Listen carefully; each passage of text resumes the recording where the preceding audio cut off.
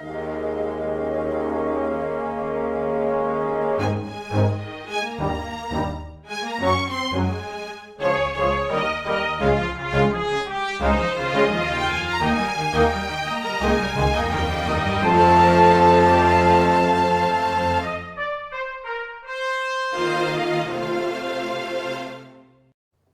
everyone, and welcome to Weekly Manga Recap. It is February the 10th of 2021. I am Nick here with Chris, and we are here to talk about manga in a recapping fashion, as we do weekly. Yep. And that's where the name of our podcast comes from, Botch Snap.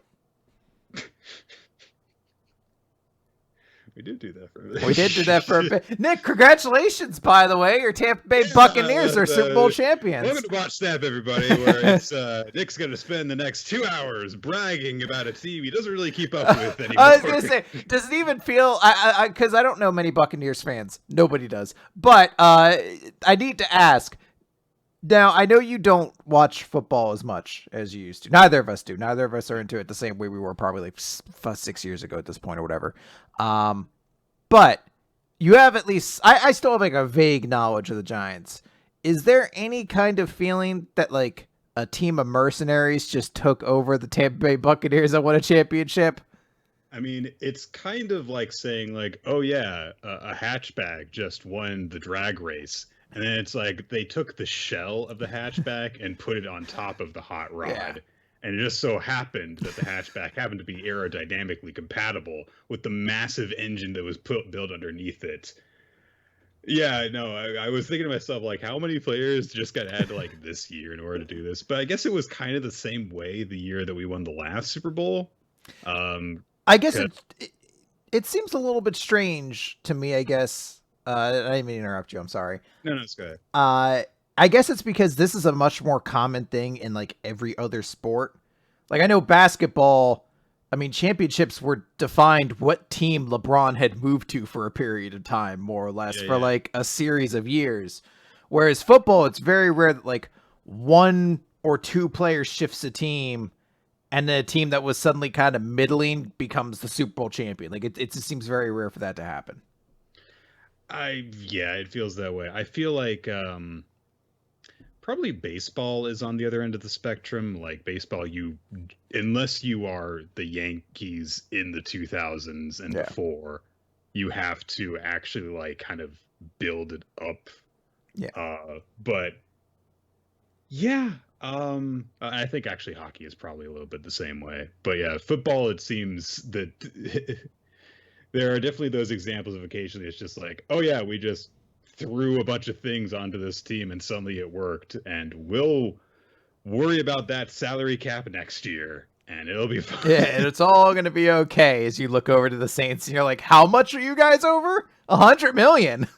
I think that they said that Tom Brady is now the oldest quarterback to have ever won a Super Bowl, which seems crazy to me. There was some ridiculous amount of statistics I've been hearing over the past week, and the one that still blows my mind is that like it's statistically more likely that Tom Brady in a given season will go to a Super Bowl than Steph Curry when he goes to the 3-point line will sink a 3-point shot or something like that. Christ. And I was like, that's kind of fucked up, but that does sound accurate. With the number of times that he's played in it. Yeah. Jeez. No, I'm happy for the people who made a lot of noise in my neighborhood for about 15 minutes. And I am actually happy for you because after those 15 minutes, everyone was like, shit, it's work night. Let's stop setting up fireworks and go to bed. So... They're like, I can't call off work tomorrow because I'm at home. So... Yeah. So, no, there was some fireworks set off and stuff like that. And I remember I was just much less happy about it than when I was 12 and the Bucks won the Super Bowl. And on the drive home, there were a bunch of people honking their horns and stuff like that. I was in a much more of a mood to celebrate. But also, I knew approximately 5 times as many players that were on the team at that time.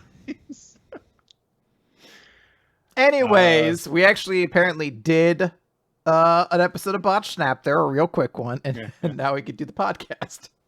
Titletown, the Lightning and the Buccaneers. How many players between the two teams can Nick name? All the teams are playing in Florida anyway, so I might as well just claim all the championships. Yeah.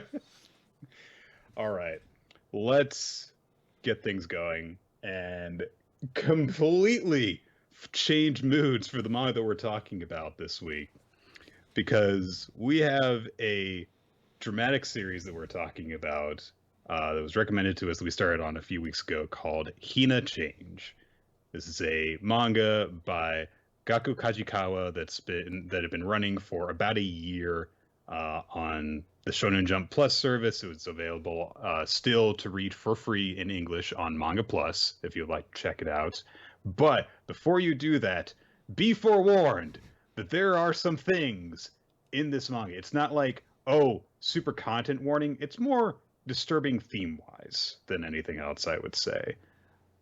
Because this deals with a lot of the bad things that come with actual real life teenage angst. Like, not the whole like, oh, I'm discovering the world isn't perfect, and so here's a young adult novel about it. Like, no, there are teenagers who really do go through some bad stuff because of bullying, or because they discover that they are a way that society doesn't always approve of very much. And this manga deals with both.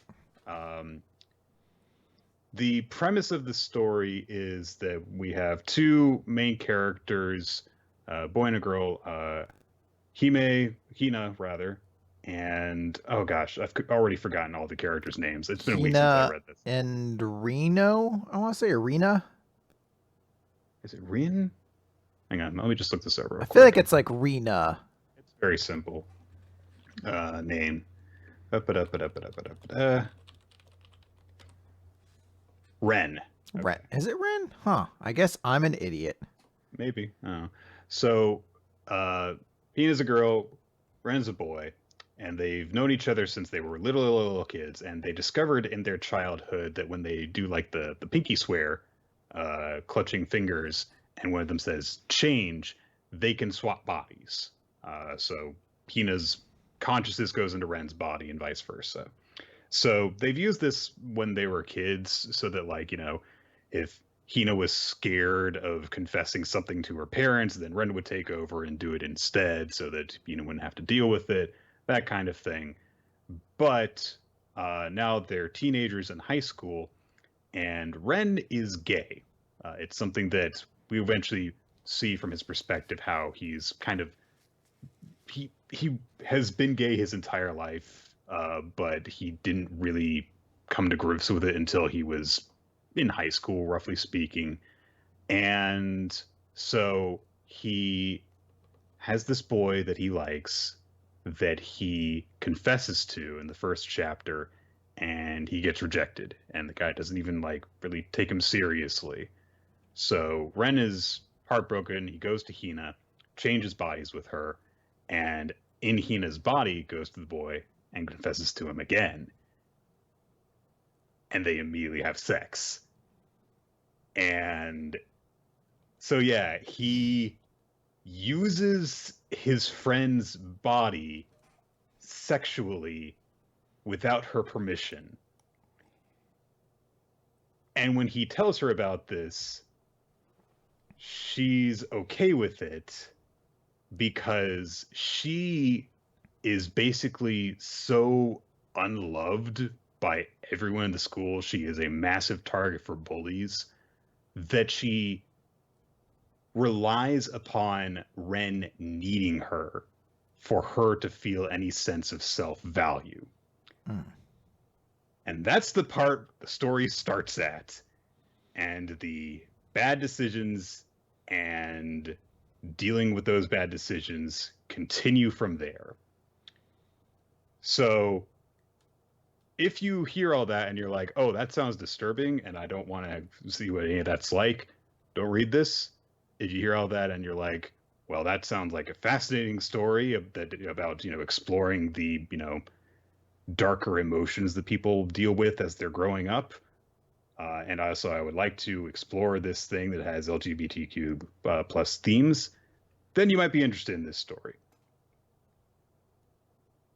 But that first chapter, even knowing some of the premise, I was not warned about how that first chapter concludes, and I was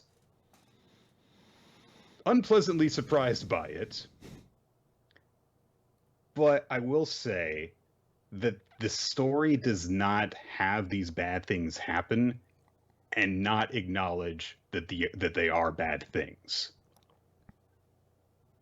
In the sense that, I would actually very much disagree with that. okay, we're gonna have a conversation about this. I was gonna say, I feel like they never really spend enough time actually addressing the fact that it's essentially rape in multiple parties that happen there.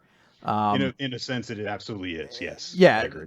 not just her, but also Makoto is not having sex with who he think it is, Right. It's and rape did not by consent to that. deception. Yes. And there's elements that happen later on in the story that are also in that range that you're just like, this is kind of, and I understand it's a story of teenagers who are making poor decisions because they are very confused, and there's parts about that I would like to engage with a lot, but there are definitely parts of it that I feel like did not really feel like they got properly addressed at all. And there are definitely some like kind of uncomfortable themes that go throughout that don't really get touched on very much. I would say that for as much as this story does address certain things that really should be addressed more in media, it does kind of sweep them under the rug a number of times in terms of, not to get too far ahead of myself and put the cart before the cart before the horse, but it did feel as though things got resolved pretty cleanly by the end. Yes. So now I will say that there are discussions, important ones that still do happen, and characters are not instantly forgiven for the things they do. And sometimes certain characters who were the victimized party respond in poor ways that kind of creates different problems for other people and things like that. And all those do sort of get addressed. And I feel like for the most part, everyone we know kind of end up in a better place by the end of the story. So it's good in that way. But I don't know how to really describe this series. okay, Because it's not funny. It's not like a heartwarming story at all. It's not. There's moments of it that I think are interesting to look through a certain queer lens through, but there's also some kind of odd issues that some I don't want to even get into because I don't feel very well equipped to talk about them. But then there are. It's not. Like, I guess it's a trashy dumpster fire, but not like Riverdale. Yeah, like not like Riverdale or something like that, where you're just like, oh, this is fucking just ridiculously stupid. Like, it's no, this would not be a kind of series that I would do a passionate defense of in a weekly manga recap bonus episode. Where we're like, oh, it's so much fun to watch, dudes. And it's not even like interestingly dark in the same way that something like Aka no Hana was, where you're just like, okay, this is dark and depraved, but I'm seeing something through this. I will say it doesn't necessarily fail at any of those things per se, but it's not good at any of, like, I don't know which one I would like really push through to be like, oh, if you like that, then you might like this kind of thing. I really don't know how to describe this series in my mind. Well, we've read some series that on Weekly Manga Recap over the course of the years that have dealt with teenage problems that have addressed them in a way that is either interesting or has delved into topics that you don't see normally touched upon by mainstream manga a lot, that have been done in a good way. And I don't think that this manga is as good in any of the ways that the good ones of those that we've covered have been. It's not bad, I would say, but everything that it does, I feel like another manga has done better. Yeah. But so to get a little bit more into the plot, so we have the dynamic that evolves from this occurrence is that Ren does feel as though, oh, I fucked up because, I just had sex with my best friend's body without checking with her first if that was okay. And also I didn't tell the guy that I liked who I was. And so he is left to deal with that guilty feeling really through the course of the manga. But Hina's like, no, keep on doing it because I want you to be happy. And also I want you to need me because that makes me feel like I have purpose and that someone is forced to care about me. It's a self-destructive relationship that they go through a few different iterations of that. None of them are particularly surprising twists, and this is not a long enough manga. It lasted for roughly 3 volumes, I think. Yes. So there's not enough time in it for a lot of intricate things to happen. It's a pretty straightforward story. So they start off with Ren and Hina's body continues to date Makoto without his knowledge. So they're changing bodies in order for them to do that, and for them to hook up very regularly, it seems. And I mean that in the sexual sense. They hook up. Then eventually, as Hina is going through all this, and she's kind of more and more acknowledging that this is a bad thing that she is approving of, she ends up going out on her own in Ren's body, and she comes across this older woman who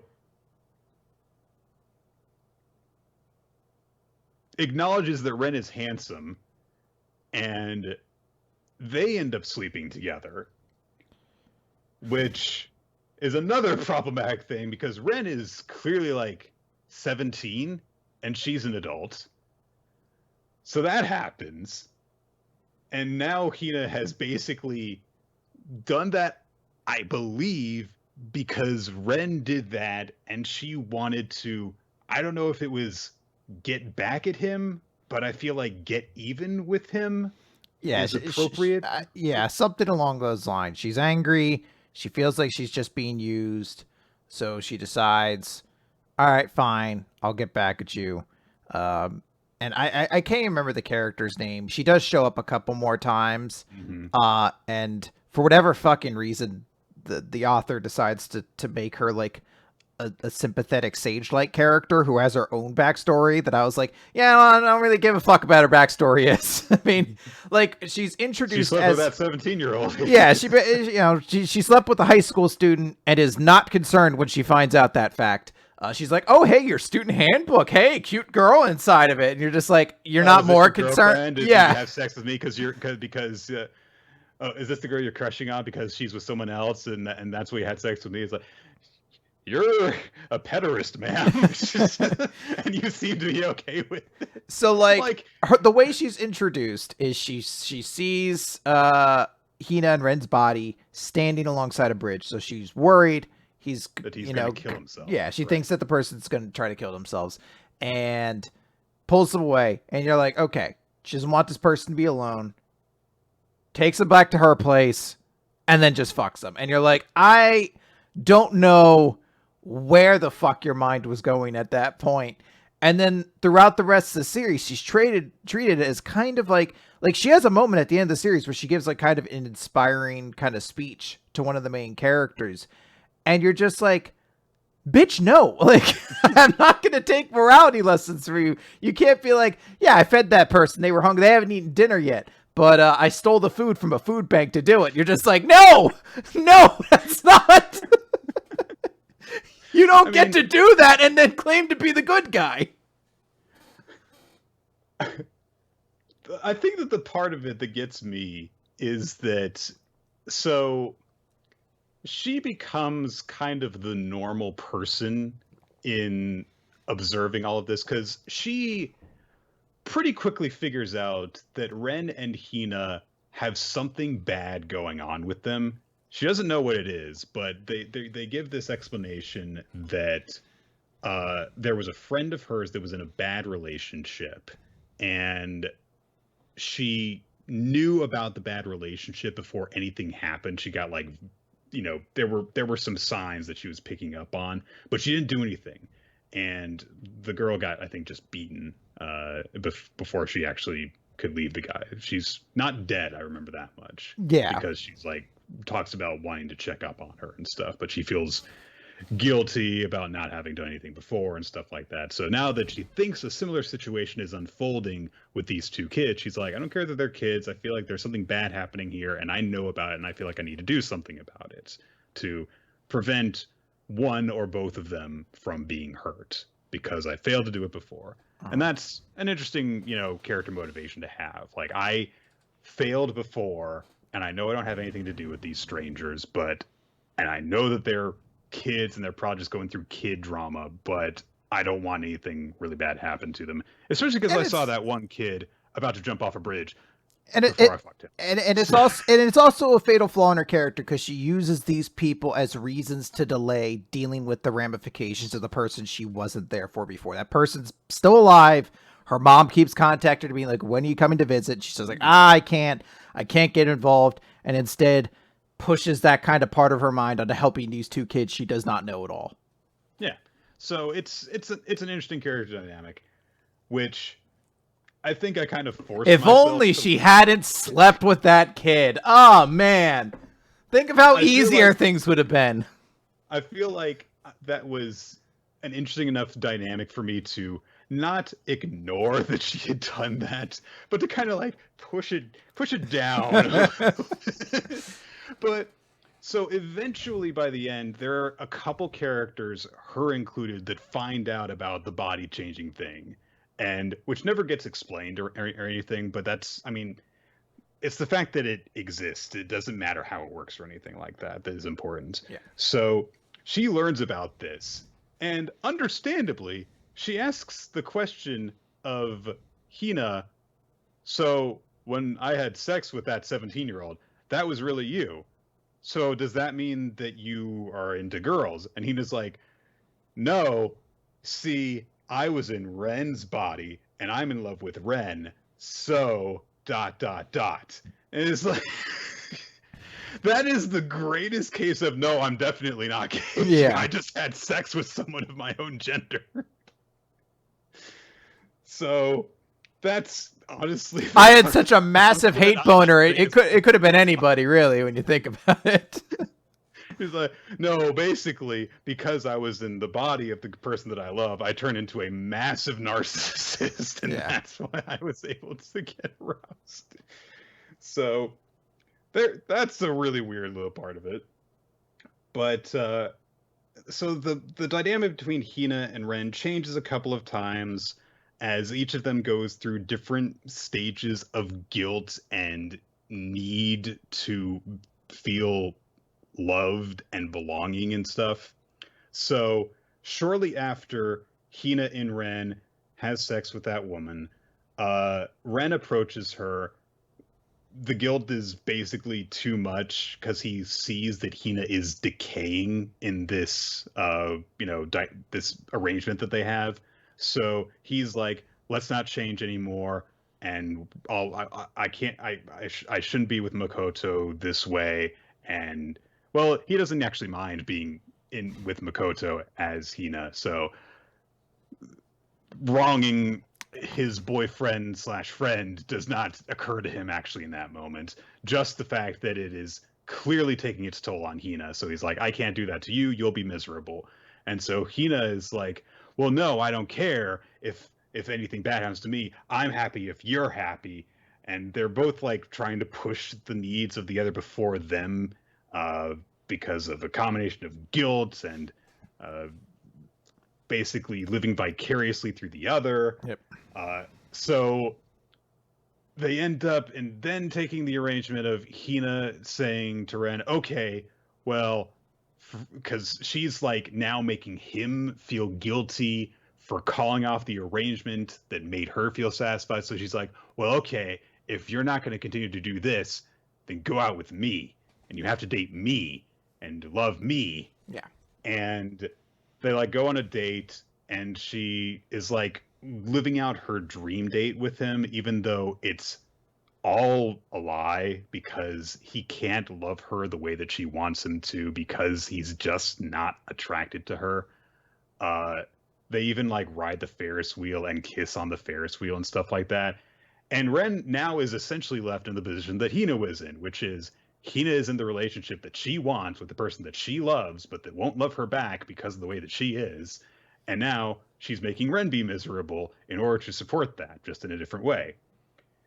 And there's a plot element that I appreciated to a certain level, but that I really wanted to be taken further, which is that Ren sees this TV interview with this guy who goes on a talk show to talk about his experience coming out and the way that he has been accepted and not accepted by the people around him. He's had, mostly a very positive experience with a lot of stuff. And so Ren ends up somehow getting in contact with this guy and asking him for advice, which is a nice thing because yes, it's a nice lesson of young people who are dealing with these kind of situations know that there are adults that have been through what you have been through, have been out the other side, and can potentially offer you insight on how to deal with your situation and to improve it. That's good. So the guy takes Ren and shows him, what his living situation is now and the fact that before he came out, he had gotten married in order to have someone to cover up the fact that he was gay. And also because marriage laws in Japan aren't quite where they should be. I believe that there was a thing that happened just last year that just marriage was legalized just in Tokyo, I think. Gay marriage, I should say. So he sees all this and stuff like that. And so he's talking to Ren and he's like, okay, so how are things with you? And he's like, well, I'm gay, but I have a girlfriend. And he's like, okay, well, I mean, I understand that because, the situation that I'm in now, and this is the relationship that I have with the person I'm still married to, even though we're not romantic partners, we have a relationship and a partnership and a friendship. So I understand that. And then they bring up the topic of sex. And the guy is very upfront with Ren, which is just like, so if she's expecting sex, you're going to need to talk about that with her. And Ren's just like, no, I'm going to dedicate my life to her, and I'm just going to do it if she asks me to. And that does not turn out well, which it's just kind of one of those things that's it's not going to go very well. And then it doesn't go well, and it's not sad. It's just kind of he's so defeated at that point. Yeah. And because I would say there's actually a portion of the story I did somewhat enjoy, and it's kind of in that period where Ren is just constantly beating himself up. Because we see a flashback that kind of shows how he went from being this kid who would do this trick essentially with Hina, and it would just be something they would do for kind of practical jokes or to help each other. Sometimes it would be like, hey, we're going to climb up this hill and you're not very strong or you don't have that dexterity, so I'll go into your body and I'll do it for you, or right. Things like that. And then as they get older, it started to move into different areas. And then one day while he was in Hina's body, he realized oh shit, I kind of have an attraction to guys, and in this body that could be dangerous. It's too tempting because I could pass as cis heterosexual basically and be in a relationship and all that. So he's like, all right, we're never going to do it again. And then they just drift apart completely basically. Yeah. And he goes one way and becomes basically one of the most popular kids at school. And then she disappears and kind of becomes bullied and hated. And I do enjoy seeing some of his thought processes through that period, because there are some very interesting things. There's points where you see all the bargaining and sort of insanity that comes along with this perceived idea of, well, I'll just be normal then.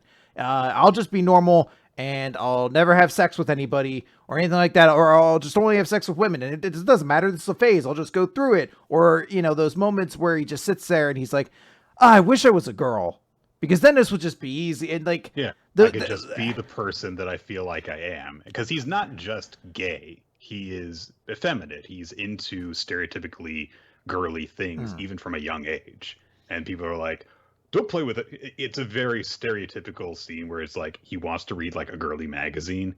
And everyone's like, why don't you want to read a sports magazine? That kind of thing. So. Yeah. So like those points were good. I thought they showed an interesting introspective. They hit hard in certain ways, and I absolutely do appreciate those. So I thought that part was decent. How it all wraps up is a little bit odd. Yeah. It's not necessarily awful, but it's very much like, I don't know how to phrase it really. It's satisfying, but not in a good way. No one's forgotten in the resolution, but it feels a bit too clean for how grim and gritty certain parts of the angst that were being led up to felt. Like all the stuff that Ren was going through felt real. Like the details could have been taken from someone's life. And even if it wasn't just real, it was all built up very well and very effectively when you follow him from his time as a kid to when he becomes a teenager, because it's not just a matter of, oh, I'm gay, but I can't let myself be gay. You see him also reach a breaking point, because you see when he first meets Makoto and how, as he gets to know Makoto better and better, he realizes, oh fuck, I've fallen in love with this guy. Yeah.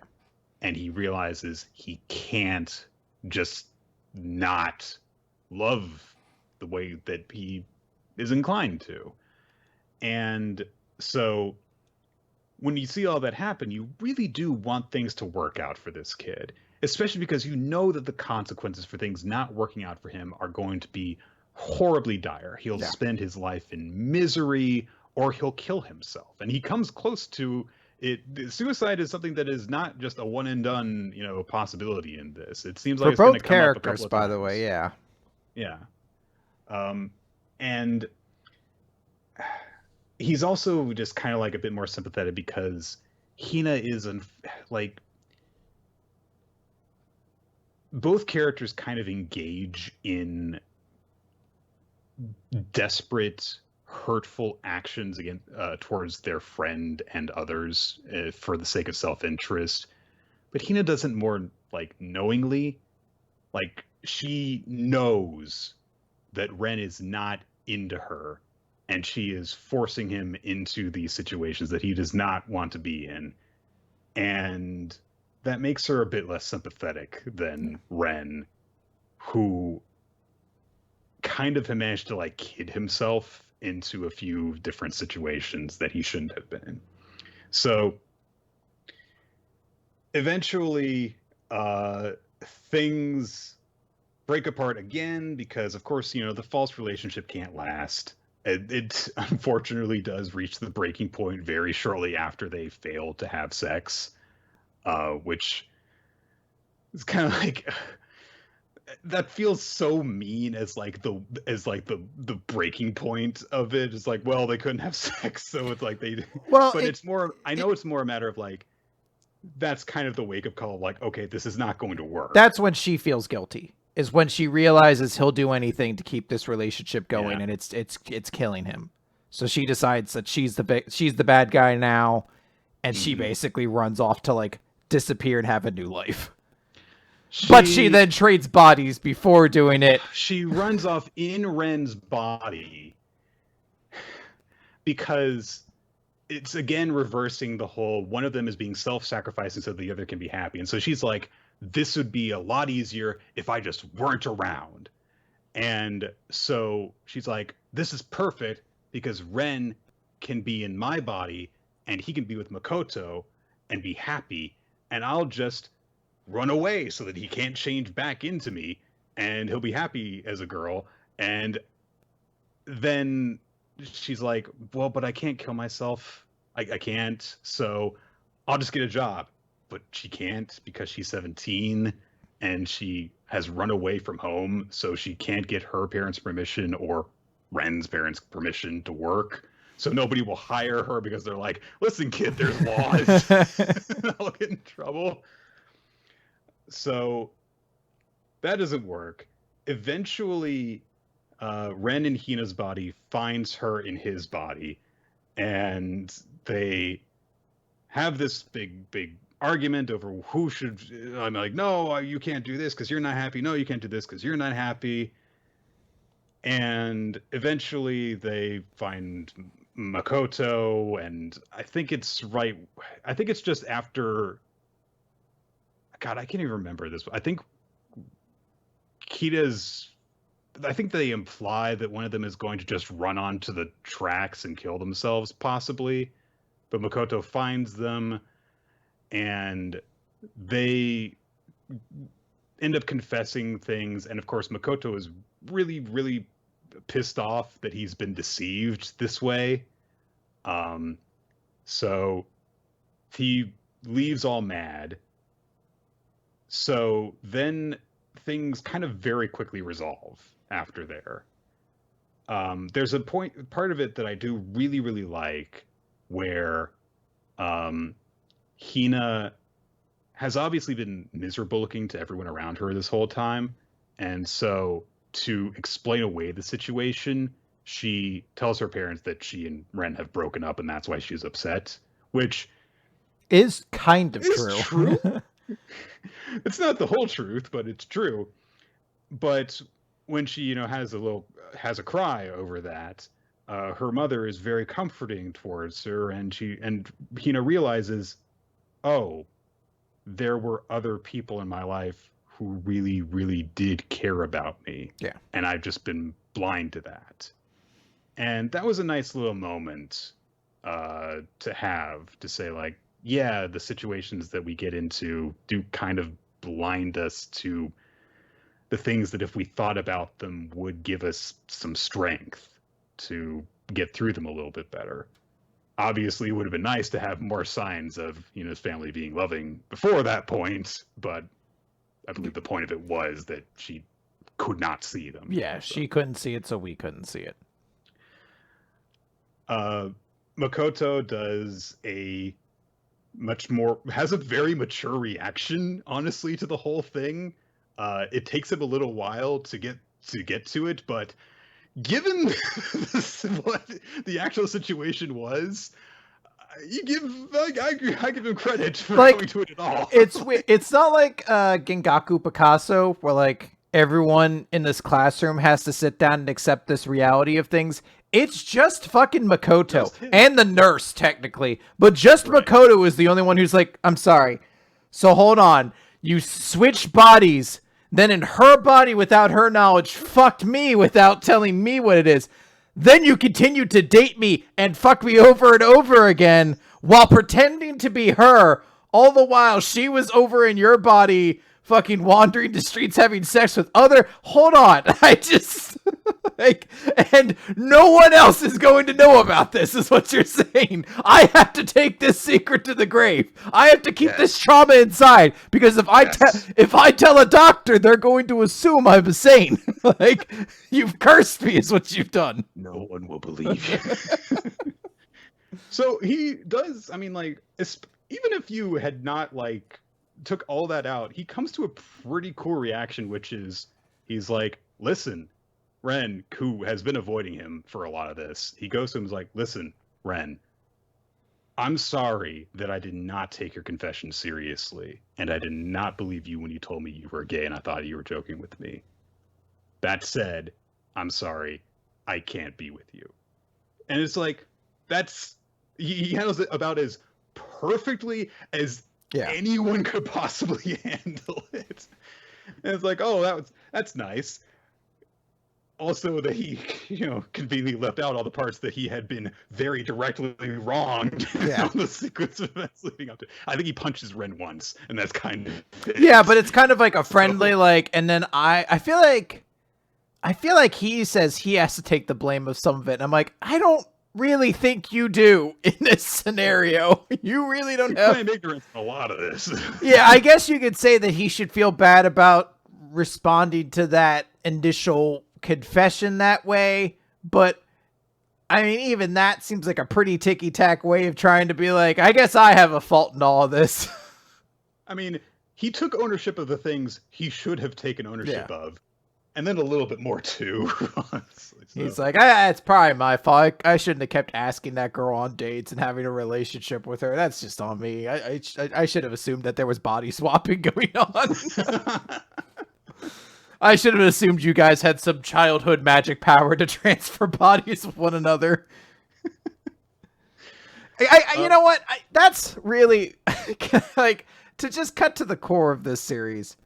This is a stupid premise that really like is the only thing that keeps it interesting, yet is not interesting enough for me to actually like get into it. Like, it feels like there's so much more you could have done with this premise, but isn't done.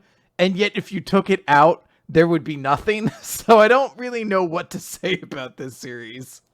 I really feel as if something that should have been explored more was what Hina gets out of the body swapping in the present, because it is really focused on she just feels needed from it. And I know that if you change that part of it, then it changes the, fact that it reflects how when Hina and Ren are in a romantic relationship, she's the only one getting out of it, and Ren's the only one suffering. So they've traded places, and they keep on trying to be the one who throws themselves onto the bed of spikes so that the other one can walk over their body safely. But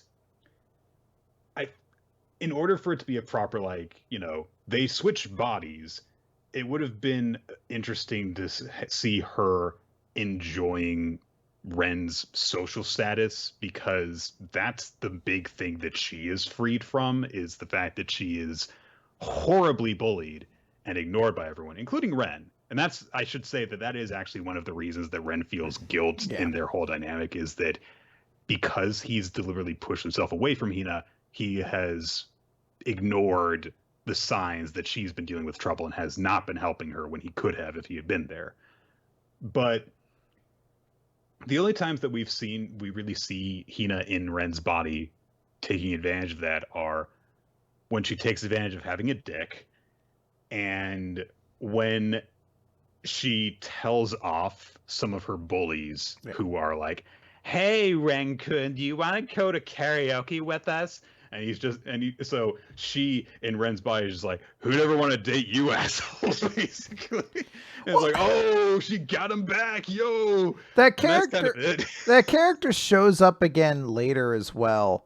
And there's a scene that's so odd because we're introduced to kind of this character. He picks up the kind of like cliquey high school bully girl, and Hina passes her in the hallway and says, hey, you should watch out. That guy's known for beating up his girlfriends.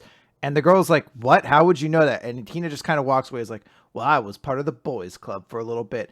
But then like, it doesn't go further. And I'm like, no, if you're trying, I was going to say, like, if you're trying to show that you're being more responsible and getting past like petty high school nonsense to keep people from being hurt, I feel like you need to do more there. Cause she definitely ends the conversation by being like, what are you talking about? Huh? Like, it doesn't feel like you got through to her or anything like that. That relationship doesn't go anywhere. It's basically like the penultimate chapter in which it happens. And then it's kind of just done. And it's like, all right, that was kind of an odd scene removed from everything. But I'll say that there's like a couple things in there. People have been bringing it up. Like, she does play basketball in Ren's body. It actually ends up being good enough to make the girls team afterwards because because she's just gotten used to playing, so she knows how to move and stuff. Yeah. So there's parts of that are decent. I will say the biggest thing I wanted to note. I appreciate that there are some aspects of queer storytelling in here, and I was kind of excited to read something like that right now.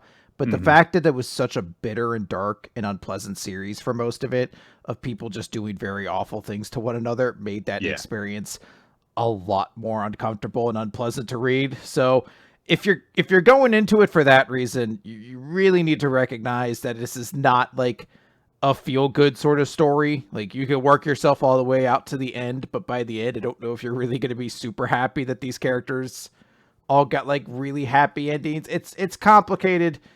But I think my thoughts on this series is just ultimately like, it's not a bad series, but it's not a good one either. And for pretty much any reason you would want to read this series, I could recommend something else that we've kind of already done in its place. Like, if you want a dark high school drama series, read Aka no Hana. If you want to read a high school romance series that has a little bit of drama in it, we did Black Flag last year, or Blue Flag last year. Flag. Like that. Yeah. Which also explores LGBTQ themes. So like, you know, and I've heard Sachan is an even bigger dumpster fire of insanity. So if all you want is stupid trash fire, apparently go read that as well. I don't know. But like, when it comes to this series, I don't know how to recommend it to people unless you like one of those kind of genres and you've scraped the bottom of the barrel and you're like, I just need more. In which case, sure. Just understand you're not reading the best of anything, you know? Mm-hmm. So I wish it had been better. I think that it did some things that were kind of cool.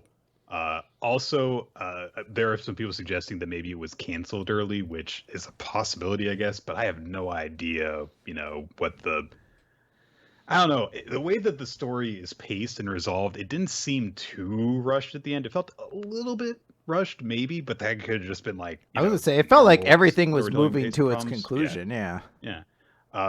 I do think that Hina's character resolution is a little bit convenient, given that, like, I mean, it makes sense in a way, but it just kind of seems to happen very suddenly, where she basically comes to the realization, much like Naruto realized in Naruto the Last, that he had never really been in love with Sakura. He had only been in love with her because he was competing with Sasuke. Yeah. The story goes, oh, well, Hina wasn't actually in love with Ren. He was just the person that she wanted to be, which would have been like, if that had been built up better in her time in his body, if she did really get more cases of enjoying being in his body and the kinds of advantages that afforded her, that would have been a more satisfying resolution. But shortly after that, essentially, and this is something I don't really know how to feel about, because on the one hand, she gets a nice ending, but on the other, it happens very easily, and I don't know about the message it sends about people who are in a bad situation in their lives of just, oh, well, she just decided she could change, and so she did. And she just immediately becomes a more outgoing person who's more popular, and it's like, oh, okay, I guess that the key to not being bullied anymore is to be good at basketball. So, and she changes her hairstyle and is popular again, and Ren, things work out with him. Things resolve in a nice note where it seems like they get a happily ever after in their own ways. Hina ends up having a kid when she's an adult, and she thinks that she sees Ren walking by one day with someone who looks like his boyfriend. So, but maybe it wasn't, because I don't know. We have to be coy about these things. So it was okay, but thinking more about it as we have during this discussion does make me acknowledge more, like, there could have been a lot of things in it that could have been done better. So, oh well. Yep. All right, let's move on. We have like 100 series. A lot of manga to talk about today. We're going to start the recap portion of the Weekly Manga Recap with My Hero Academia Chapter 300, which there's a couple of big things that do actually happen in this chapter in terms of, like, oh, okay, I can see the people might have been waiting for this. But I want to start with, there's a lot of just, like, you know, kind of narration that happens to kind of just set the scene of, here are the consequences of Dabi on the news talking trash about Endeavor, all the heroes getting their asses kicked, basically, during the battle. Things are different now. It seems as though that the hint of the like machinery that we saw in the last chapter that someone was wearing on his wrist indicates that a lot of ordinary people have just started defending themselves with support items now. So vigilantism essentially is at an all-time high now. Unfortunately, these aren't trained people, so they cause more damage than heroes in the same situation would. But nobody trusts heroes anymore. So, oh well. On the first page, by the way, before I completely skip past it, there's a bit that's like, talking about like, oh, all the villains that escaped caused bad stuff, and the existence of the Nomu was the final nail in the coffin. And there's a shot of like a horde of Nomu, and one of them just going, "Oh, me!" It's like a bizarrely comical shot. Like, and they caused all sorts of bad trouble for people. Wash arrives on a scene late, so there's a whole bunch of destruction from citizens trying to defend themselves with, support items and stuff. But people are like, "You're too late, hero! Look at all this trouble it caused! Where were you?" And Wash actually talks normally, which was more disturbing than any of that stuff. The fact that he actually talks. So, then we get Weekly Manga Recap Trivia Answer Yoroi Musha running like a fucking coward from the press. Man, it's pretty brutal, right? This... So... Basically, in response to society hating heroes now, a bunch of heroes are quitting, including this guy, the number 9 hero. And he tries to make himself seem all noble and dignified as he does say, he's like, "I see no option but to fall on my own sword and resign." And people are like, "What the fuck are you saying? You're quitting when things are tough." And I'm like, yeah. and like, we just don't, like, this dude has not done anything in the series. We never saw him do anything. I don't even think we know what his quirk is. No. He might just be a samurai dude. He might just fucking throw a sword. I don't know. We'll never know. He fucking quit. Throw a sword. This fucking dude just fucking up and quit. So yes, the most important thing Yoroi Musha has done is quit his job. It's fucking announced he's a coward and left. So now that he's effectively been killed off, does this mean that we're going to get a several chapter long thing about how great and awesome he was? Oh yeah, we'll find out his Bankai, yeah. I also love that, like, his reaction to people like literally throwing things at him and booing him is to think to himself, "All I ever wanted was love and respect." So, fuck off. Yeah. Oh, it's like, what a fucking condescending thought bubble too. He's like, "Oh, but I only wanted love and respect." So it's like, so the fact that you have like a savings account that will ensure you're never going to go hungry again the rest of your life plays no factor at all in the fact that you're quitting.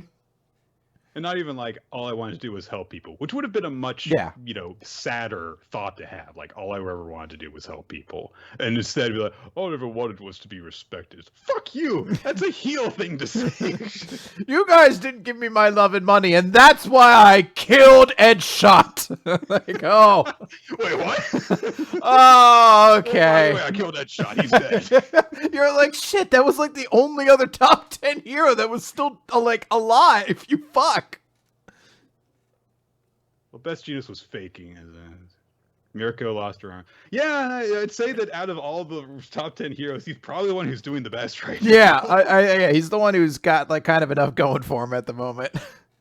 So, this is a much more explicit follow-up to that scene we saw after the battle of the Cap hero guy that Uraraka was looking at before, saying like, yeah, a lot of heroes have quit, and it's put out pretty simply and kind of bluntly, which is, yeah, a lot of people signed up to be heroes when it was assumed that this was a, hero-friendly society that wasn't super dangerous to being a hero, and now they've quit because it's way more dangerous. And we see that, someone even put very friendly graffiti because it's just like a sign that's going around the statue's neck. There's not a single penis on it, so I'm feeling like it's not very authentic graffiti. it implies that there was like one person who decided to make a statement, but they're like, yeah, but I mean, I wanted to get a lot of attention, so I'll put it on the All Might statue. But All Might is pretty cool. They're so like a lot. clean up. A sculptor put a lot of work into his statue, and it would be it would be uncouth of me to face in anyway. But I will present my statement in an appropriate manner. Actually, He's not even a statement, a clever turn of phrase, really. Says I am not here. It's like also one of those things where it's like, I mean, it's not All Might's fault that he can't fight anymore. Yeah, it's not All Might's fault that he basically lost his powers and has become like half like dead in everything he does. But I like the there was a crowd of people like protesting. They were like, "Move down with heroes!" And one person started scaling the All Might statue, and they had a spray can, and they were like, "No, fuck you! What are you doing?" Yeah. No. Oh, they start throwing things at that guy, knocking him down. I like to think the guy put the statue around it, like put the sign around the statue, and he just sat back. He's like, "Yes, I have properly put forth all of my displeasure." And now I shall go to work. And he just goes back home. Like goes over to a trash can and empties out like a third of it, and then kind of like leans the trash can a little bit, and then takes a photograph of it. Yeah. He's like, there. And then he puts the trash back in the trash can. But the thing that honestly I was most interested in this chapter is that, hey, Stain made an appearance after he didn't make an appearance during the prison break, but no, he's not in there. He manages to find what I believe actually is his sword, but could just honestly be something from like a pawn shop or something like that. So he's escaped. He's at large, and now from there it's time to check up on Endeavor, who has regained consciousness. And he sees the crowd of very upset people outside, and he's just kind of left to wallow in his own guilt. We see Toad of the Mushroom Kingdom is his doctor, and he's really it's terminal! He's really nice to Endeavor, honestly. Like, I really don't understand why the Mushroom Kingdom Hospital is the one they went to. Toad, Yoshi. Like, if the next doctor shows up, that's just like, "Woohoo! It's gotten into your lymph nodes! Woohoo!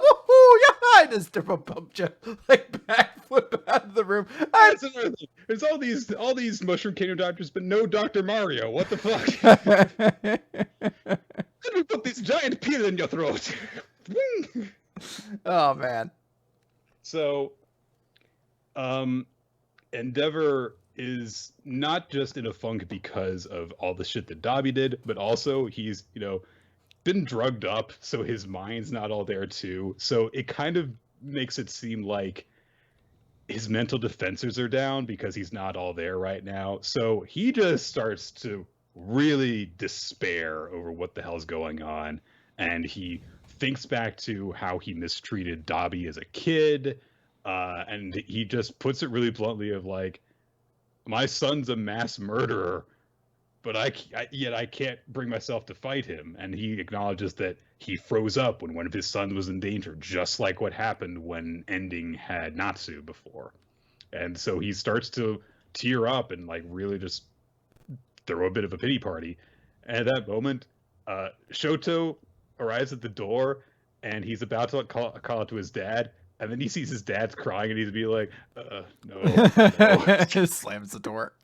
I'm not going to deal with this. But Shoto's siblings are with him.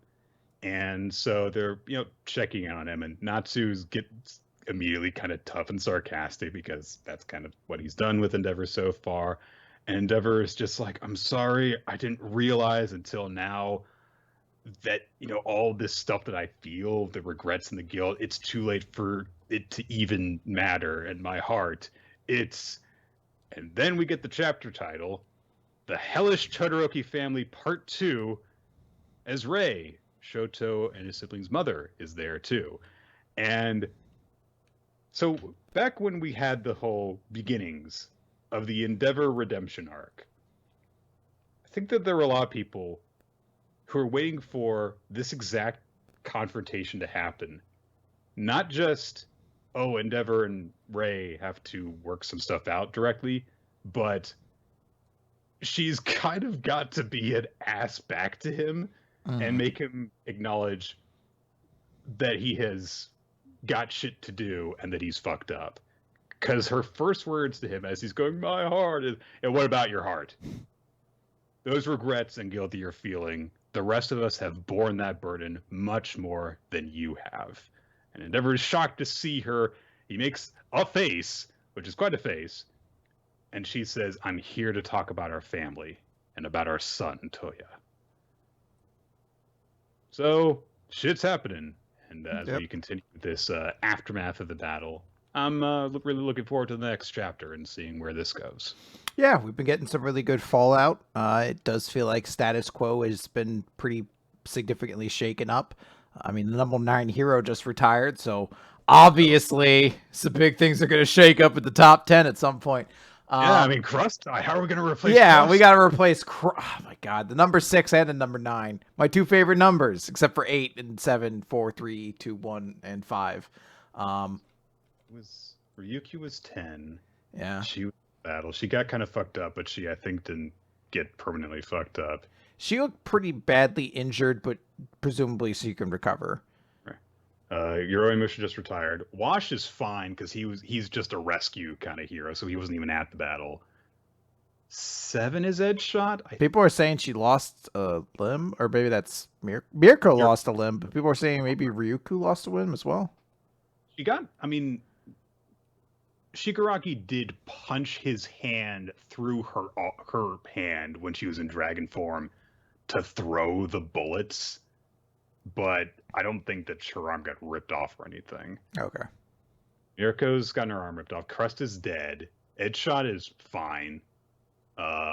Best Genius is now fine. He's back. Hawk's had his wings burned off, but it's implied that he's going to get better. And Endeavor is in the bed right now. I think that covers everyone. Is Kamui Woods one of the heroes? Got really fucked up. So is Kamui Woods one of the top 10? Yes. I think he's fine too. I believe he was injured. I thought there was a shot of him getting fucked up during the fight. He was, I think, part of the field battle because he was around when Mount Lady was struggling with Gigantomachia. Yeah. But he was definitely not among the ones that were counted as the dead when that happened. So he's presumably going to be okay. Yeah. So. All right. I will just say I like this chapter. I like the end of it quite a lot. And let's move on to Kaiju number 8. Yes. Kaiju number 8, chapter 25. Hoshina is now squaring off with the humanoid kaiju that is leading all of these Drake types. And the humanoid kaiju just goes, who's the strongest one at the base? And Hoshina's like, well, the captain's out, so it's me. So immediately the humanoid kaiju's like, all right, then you'll be my prey. And he makes a flicking motion and fires like an air bullet, presumably at Hoshina, which he dodges. Immediately, like the scouter is reading that he's super powerful. Essentially, he's Daikaiju class. Hoshina starts issuing orders over the radio so that he can get that out of the way and then focus on fighting this thing. And he avoids like a punch after the thing is dashed behind him. And he's like, all right, I got to kill this one myself. I'm the only one who can take it. And then the cross slits on the humanoid kaiju's forehead open up like another mouth, which has a glowing thing inside of it, which appears to be it issuing like radio signal commands to the Drake type kaiju. They continue fighting. Hoshina's avoiding the blows, barely it seems, but like the shockwave from the attacks is causing buildings to explode around him. So he's like, if one of these punches me, I'm going to die. So I cannot let it hit me. He manages to get a hit in with some of his swords, but he can't scratch it. And so he realizes this thing is even harder than number 8. And so things seem like this thing's going to be pretty tough. We cut away from that right away, though, to a lot of the recruits trying to fight the Yonju. And Kafka back at the base is getting in his military gear, and so he starts telling everyone, "Hey, listen, these are the same type of kaiju that we recorded back in '03. So frontal attacks don't work. You got to aim for their backs, because the skin in front acts as a shield, and their cores are somewhere near the back. They don't have a lot of weight there in order to reduce their weight so that they can fly." Fair enough. So this does seem to suggest what we were talking about last week, where it's like Kafka's been just studying up. Yeah. This one felt like a more close example to what he was doing before, whereas last week felt like bad movie dialogue.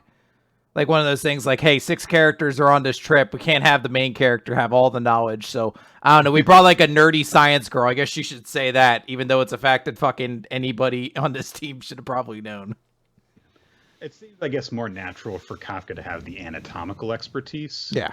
Because that ties into his big making moment before. So with this knowledge, the recruits start taking proper action. They're like, all right, I'll be the decoy. Haruichi, you take the shot. And so Haruichi gets his sniper rifle out. He starts unleashing his combat potential so that he can fire a big shot, but another one comes up behind him from around the corner of a building, and he has to dodge the fire that it shoots out. And they're just like, the kaiju are teaming up. We can't find an opening to get a shot at their backs. The others just get in the way before we can get a clear shot. And so, like, what can we do? We can't get to their backs. And over the radio, someone says, "There's one other way." And it's Kikoru, and they're like, "What are you talking about? What way?" And so she comes bursting in, and she's like, "You just have me use my awesome power." And she comes flying in with a freaking axe, smashes through the armor on one of them, and takes it out. And she's like, "Just have me use my devastating power to chop through them from the front." And that's where we end the chapter, with her posing with this massive axe. It is a pretty sweet way to like end the chapter with this gigantic axe and it's like this thing of like, hold on, wait, I know another way. Like, oh, what are we gonna do? What are we gonna do? And the answer is like, we're gonna hit it with something fucking gigantic, just fucking huge. That's it. It's not like a bigger logic than that. We're gonna hit it harder. And I'm like, you know what? That's fine. And I understand it's actually pretty funny. Kaiju number 8 in our Discord often gets called Diet World Trigger, and every time it does get a little bit of a laugh. This is like a Konami moment, but I will take it. You know what? Listen, if World Trigger needs to go on breaks for Ashikara's health, we might as well have the diet version every week, okay? So yeah, I thought this was a great chapter. Yeah, it has a very imposing figure for Hoshina to take on. Kafka got to demonstrate a little bit of know-how in a way that was a bit more satisfying than last week. And yeah, Shimiya got to do something really cool for the first time in a little while. So I liked it. Yep, I like it a lot. All right, Nick, let's talk about Eden Zero. Chapter 129, so we could smile brighter. Spy Family chapter. No, we didn't. So we could smile brighter. We had a Spy Family joke that went on 8 pages. Oops. Hold on a second. All right, there we go. All right. So, yeah, chapter 129, so we could smile brighter. And I will say this. This is actually a decent cover page. I don't particularly like Chris's superhero pose, but the actual clean shot was actually a decent piece of art from Hero, so I'll give him that. Anyway, as you mentioned before the show, our heroes have fast traveled back to their ships and are basically doing a phone call to finish up their conversation.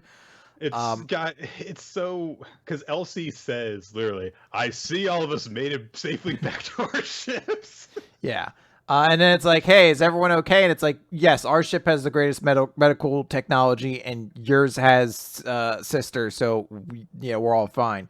And it's weird because it feels like there's a conversation happening between Eden Zero and Fairy Tail, because it's just Elsa in her old fucking bandage top fucking form, and the one dude looks like fucking Elfman in certain shots where he's like face is head on. He looks like he has the exact same face and hairstyle, so it's really unnerving that way.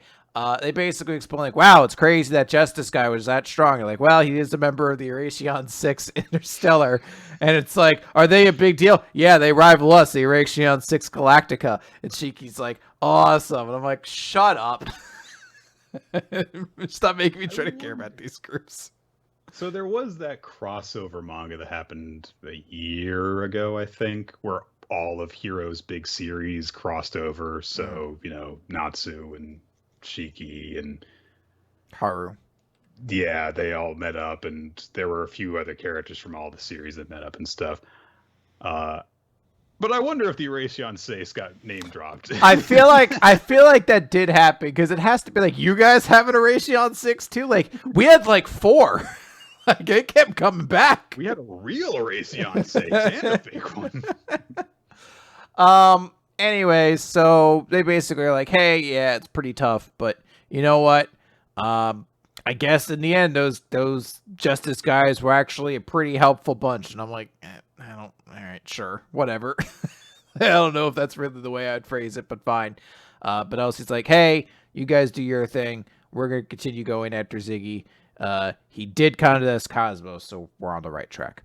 Boop, cuts the call. Laguna's there, and he's like, you guys know Elsie? And they're like, yeah. He's like, you're idiots. You definitely should have had her help you fight Dragon Joe.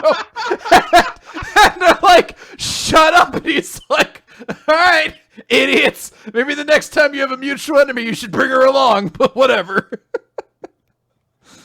Laguna walks away, and they're just like, why are you even still here on the ship? And he just says, until I accomplish my goal. Until then, I'll just keep playing the part of the man who has no goal. And I'm like, all right.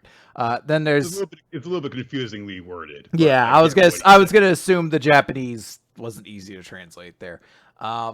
Anyway, there's a joke where Moskowitz meets up with the girl who eats a bunch of food, and they make a bunch of jokes about them eating the food. There's a weird exchange where she's like, hey, you're one of the people who kidnapped us. And Moskowitz is like, no, you're mistaken. And then she's like, I can't believe sweet little Shiki to be friends with you. Anyway, eat up. And I'm like, yep, that's how a human would have a conversation. They would be like, hey, weren't you one of the people who tried to kidnap me? I'm surprised someone would be friends with you. Anyway, eat all of my food, please.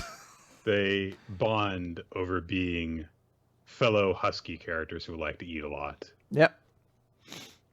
Anyway, Witch shows up. Little girl who's sad about her dead robot has like a big plate of food with a bunch of like hearts and stuff in it.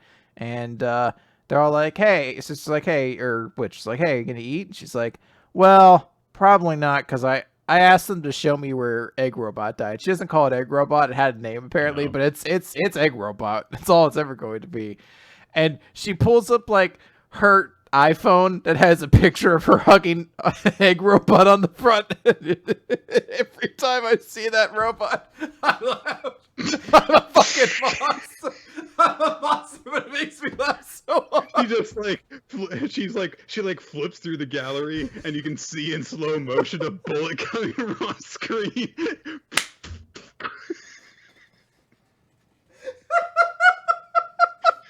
It's like, if you look closely, you can see the exact moment my heart breaks. And there. I stopped taking pictures right after that. I hope the robot's okay. Also, I'm not sure why the child is on the ship. I guess everyone else she knows was maybe hurt, but it does seem like they've kidnapped this child. But anyway. No, Chris, she doesn't have a mom or dad. Listen, when you find an orphan on the street and you just take them home with you, that means they're yours. Yeah. Well, Eggbot was her family. Eggbot was everything to her. It was her mother, her father, her sister, and brother, her dog, really, in a lot of ways. That robot was everything. A great target. It was everything in the family you need. If this girl does stick around, and I can't imagine why, other than just it's a hero series, and he loves having groups that have dozens upon dozens of characters in them. Yeah. If she does stick around, it would be nice to get a moment to acknowledge, like, hey, would you like to stay with us? Because if that never comes up, then it is really going to be like, oh, so they did these pirates just took this girl with them. Yeah, it doesn't feel like anyone's addressed, like, would you like to stay in your home? Because we have made it better, and we also, at the end of it, kind of addressed that we're going to need to see if the relations between human and robots on this planet can ever get better. And be nice to have someone on the ground level who we kind of have familiar level with. Bad guy, bye. We'll never go back here. Anyway, sister basically, or witch rather, is just like, hey, you know what? I lost a friend too, and it's very sad. And you can't cry all the time, because if you do, then your friend up in heaven will basically be sad. So you have to smile sometimes. That way they can smile in heaven as well. And it's a sweet little conversation, basically. It's good. Yeah. And she's also like, well, but she's a robot. Does that mean she can be in heaven? And we're just like, our friend was a robot too. And so, yeah. It's like, oh, that's actually really nice. Everyone goes over. They're like, hey, what's this fucking old ass dead robot doing here? And Shiki's like, that's my master. And they're like, wait, no, your master, like Master Xenolith is a hero from legend. He can't still be alive. And I'm like, oh, he's still alive. And he wakes back up and he's okay, woohoo, I'm here. Ooh, and we have some fresh little fillies. I'm like, he basically explains like, hey, I was worried about the download fucking me up, so I basically cloud storaged my personality and I downloaded it back. Anyway, all you have to do, Shiki, in order to become a samurai master is just let the download complete. Yeah, and turn your 8 stat into an infinity. Fuck. So stupid. I forgot it turned a little 8 into an infinity. Little did you know, the greatest power of a samurai was rotate 90 degrees clockwise. I mean, you remember what one of the stats was too, right? I mean, gravity was one of them. Yeah. It pulls everything together, Nick. I mean, it could pull. Fuck, can you imagine if Shiki, with his gravity, pulls a dead series back into living in the. He goes to Samurai 8 world. It could happen. Gravity could do anything. Anyway, Wise shows up to talk to Chris and is basically like, hey, I met the guy who abused you and your sister. And Chris is like, what the fuck? I gotta go kill him. And they're like, no, we killed him. Sorry, you guys have been through a lot. Witch comes out, or sister rather. It's like, hey, what's the house clean? Sister's like, you see. And she's like, pops out, and she's like, my heart was in darkness. I couldn't show my emotions well, but now the sun is out in my heart. It feels nice, like a gentle breeze, and she smiles, which is good, you know? It's very, very nice to see her doing better. I do think it's interesting that, like, the first thing she does is wax poetic, but, you know. Yeah. I have emotions now, and therefore I talk flowery. Yeah, we all have that. We all have to talk in a little bit of purple prose every now and then. Anyway, the chapter basically ends with Chris being like, okay, great, she's all better now. I searched all this way throughout the galaxy to find someone who could make her better. Now I have, so I'm so glad you pulled through. He smiles and cries. It's a very up and down chapter. Like, there are some really nice bits in this chapter of Eden Zero that do make me go like, God, this could be a good series. It could be. And there's just like the whole freaking thing with Zeno, and he calls the girls fillies, which is so creepy. And then there's the just like, look at the fat people eat scene, and it's just, God. Even a good chapter of Eden Zero has stuff in it that just makes you go, why is it this way? It's so dumb. So, yeah. I'll say, in the grand scheme of things, I think this was a better chapter than most Eden Zero chapters, just because there were a couple decent parts to it. It was also, I mean, I know Eden Zero is kind of, and Hero series in general, are so notorious for their breakneck pace. But this one actually did feel like pretty packed on content at the very least. So even the parts that were kind of mediocre are kind of done and over. So I do like that this was the conclusion to the whole Chris and Clean thing, even though I thought that could have gone on a little bit longer. We get the foreshadowing tease that there's something Laguna is looking for out there. Xenolith's now in the group, the conversation with the witch and the little girl. You know, everything felt like it kind of had a role to play in this moment, and it was fine. But there are a couple weird moments as well. But I guess because there's so much bad stuff in Eden Zero usually, I'm kind of like looking past it and being like, I like those parts a good bit. So 10 out of 10. Best chapter of the week. I don't know about that. All right, let's move on to our newer series. Starting with The Elusive Samurai, Chapter 3, Revenge, 1333. So Tokiyuki is fighting with his uncle, the one who was responsible for killing his brother. And so he is springing around avoiding his uncle's strikes while the two young warriors who I think might get named in this chapter. They do get named in this chapter. Like once. Yeah. I don't remember where it is. It's later in the chapter.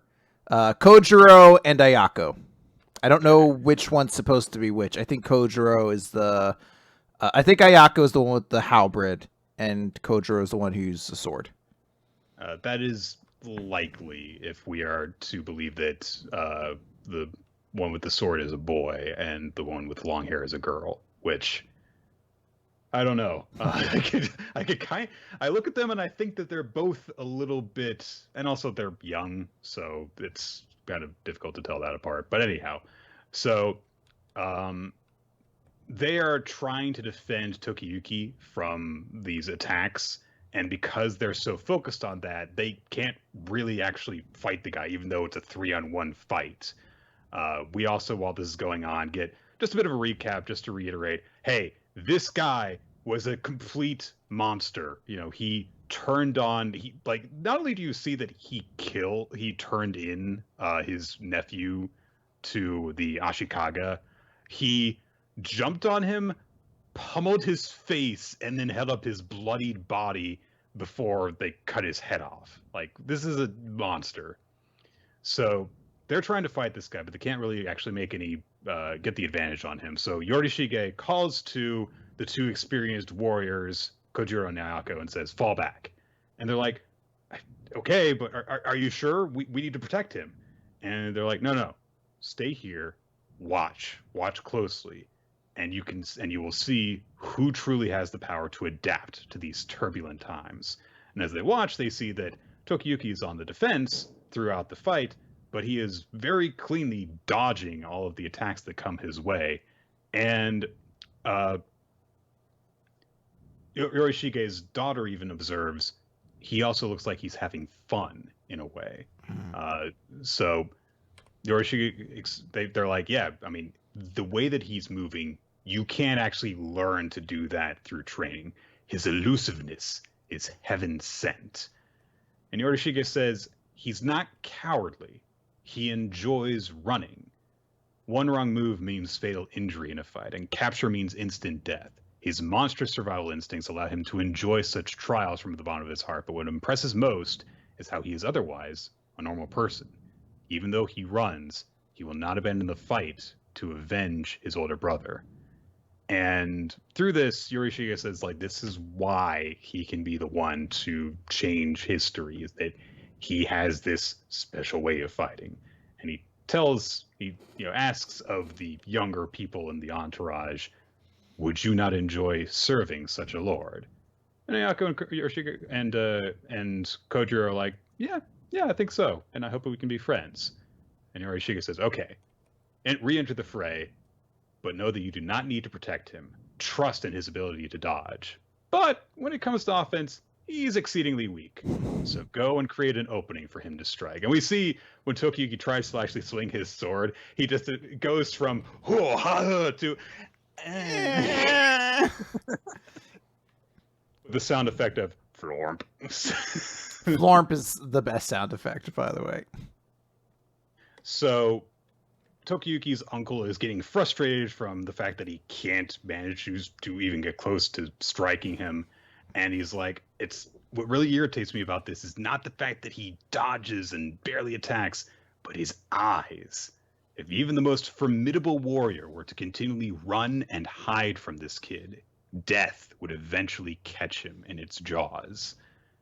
And at that moment, Kojiro and Ayako join the battle, and he's forced to defend himself from their attacks. And although he's blocking them, they drive him back towards Tokiyuki with his back to Tokiyuki. And they're saying, instead of defending our lord from the opponent, we will offer the enemy to our fleet-footed lord. And slowly they press the advantage, and eventually they get him on his knees, and presumably Kojiro steps on his sword hand to hold him down and signals to Tokiyuki, who leaps into the air, and he thinks to himself as he leaps, brother, father, people of Kamakura, severing this head is not enough, but at least it will make a nice souvenir along the road to death. Which, holy shit, that's a line. And he remembers the last words, some of the last words that his brother spoke to him, which were, "You could be a hero," as he fucking cuts his uncle's head off and it bounces off the ground in a bloody splurt. And we don't really stick around on that scene at all. They've got to keep on moving so they don't get caught. So they start like breaking their way through some of the thick foliage as they're trying to make their way to safety. And Yorishige starts talking to Tokiyuki and he says, "Hey, how do you feel after your first battle?" He's like, I mean, I'm not sure. I felt like I just ran around until his neck was bare before me. And then he thanks the people who helped him out. And Yorishige says, "Winning this game requires two things: for you to be a valuable general the enemy prioritizes in battle, and reliable comrades to be your katana. To maintain those things, never lose your pride as the last surviving Hojo, and set an inspiring example for others. If you do that, you can defeat any demon." And Tokiyuki is like, "All right, I understand. I'll fight, and one day I will return to Kamakura, and then I will defeat the Ashikaga." And he throws his sword dramatically, and a wolf comes out of nowhere and starts harassing him, and so Tokiyuki runs away from it, and it's a very weird scene to kind of close on before we just get the like, "And they're now beginning their journey" on the final page. I don't really like the whole wolf thing. The rest of this chapter, I did quite like. Yeah, it's a pretty dope chapter, I feel like. I mentioned last week that I was like, this is the week that's going to kind of show us whether like what this premise really is going to be and how its legs are. And at first I was kind of like, all right, I don't know if it blew me away, but the more and more I thought about it, the more and more I liked it. And I absolutely still love just the style of this series so much. Like just the single page shot of the uncle's head being cut off and his head has the Oni horns on it is just so well done. And normally a series has a ton of background work done or a bunch of speed lines, but that panel is basically nothing but a handful of feathers and then that shot. It's just so well executed, pun intended. And I liked it a lot. I thought it was pretty good. Kind of mostly where you are in terms of like, it was weird. So as I started to read the chapter, I just kind of got this sense building up in me. It was mostly at the point where Yorishige called them away. It's like, "Hey, listen, don't focus on defending him so much, rely on his ability," that I was like, oh, I'm starting to feel like this could work. And the end of the battle itself, I think that this is just the baseline to start from, because the actual kill and just like, oh, well, they just harassed him until they got an opening and then Tokyo just killed him. There's not a lot that goes into that. It's more just getting the general idea of what's going on over. So the actual singular example of what happened didn't really do a whole lot for me, but the idea that it was getting across did really appeal to me. But yeah, the more that I actually look into it, going through it a second time, this when you go like, I do really like the way that this unfolds and the way it's built up. So yeah, I quite enjoyed it, and I felt as though like, okay, if you get 3 chapters to get your premise across, we were kind of worried that it wasn't. Well, now it's like, yeah, all right, I feel like you did. So. All right, now this is the big question. When it comes to 3 chapters for a jumpstart, we have to decide whether we're going to keep it in the mangas or in the recap or not. I feel positively about this. Okay. Not super positively, but I feel as though it would be worth checking out. Yeah, I would like to keep it around. I feel like obviously there wasn't a simulpub for Assassination Classroom at the time, but I feel like there was always a part of the podcast that was kind of missing by not talking about Assassination Classroom, so I would like to follow this series. All right. We will be continuing along with... But that said... Are you going to veto the thing you feel positively about? I do have the veto in the bank that I can use at any time I want, Nick! Yes. So are you going to screw yourself over? No. I just wanted to show I had the power. I mean, I kind of had a sense you might do something like that. I was like, if you're not going to... I just want to show that I can. As the reigning defending veto and the bank champion, I have the power to at any time change. So just note that. Okay. All right. Okay, now it's going back in the back. Yeah, all right, I yeah, get it. yeah. Okay. Yeah, and I paid for Dolph Ziggler's theme song so that I could have it. I could have it at a moment's notice. You'll never know when I'm gonna strike. This is like, I don't really want to bother skipping the ad on YouTube, and I can't figure out how to get it on my phone anyways. I can't trust YouTube, so. All right. ITLC Chapter 2, Jewel. Look at the killer and the creepy prologue thing. We're gonna check in on Aoi, who says like, "Oh, Mr. Suzuki, I want to see you. You're the serial arsonist in the next town, aren't you?" Yeah. And we find out that because she's like, "Oh, don't you want to be with me?" And he's like, "Go away!"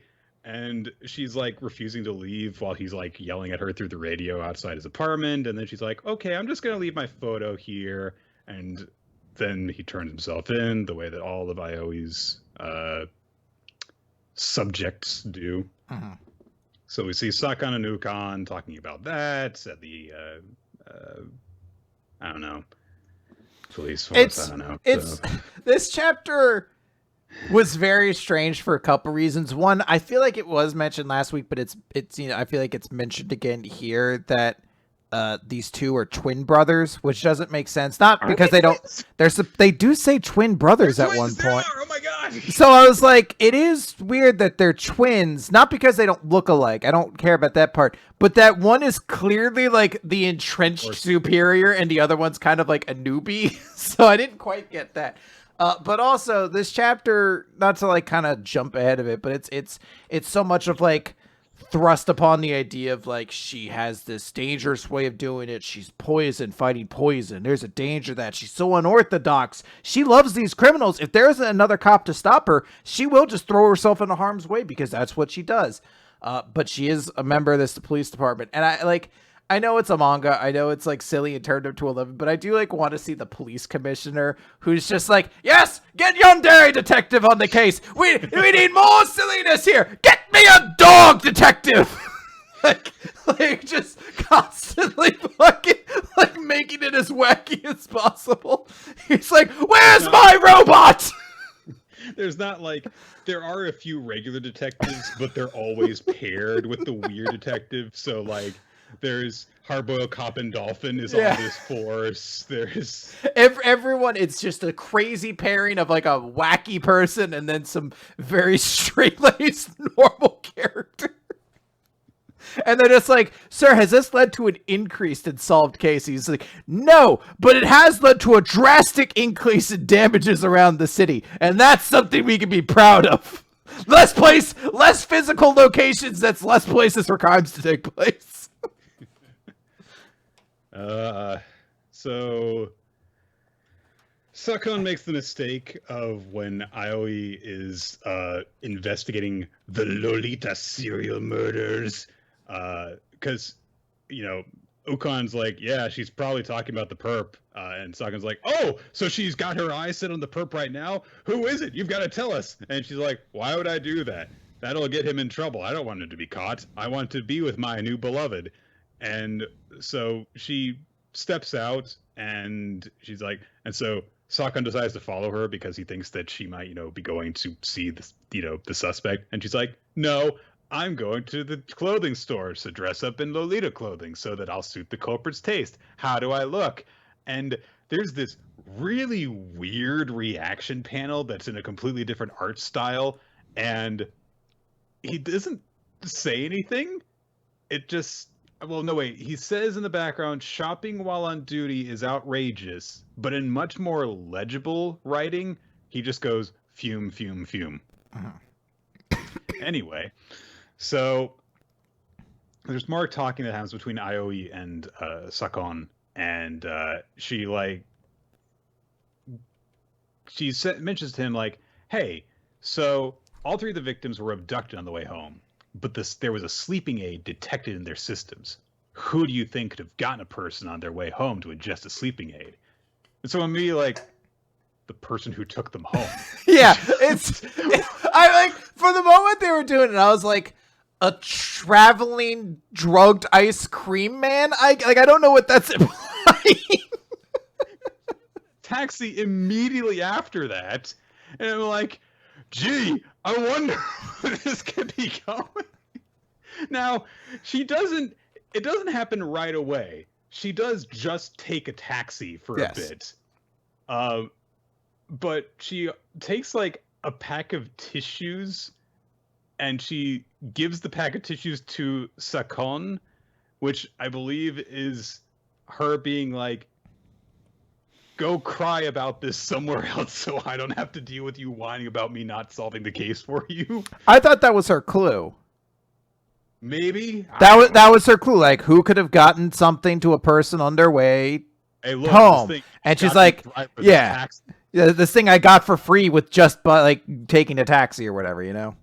Sakon, you had to pass a test to be a detective, right? Well, that's the thing. It's like, I'm on board with the series in the first chapter where it's like, yeah, she has this weird way of doing things.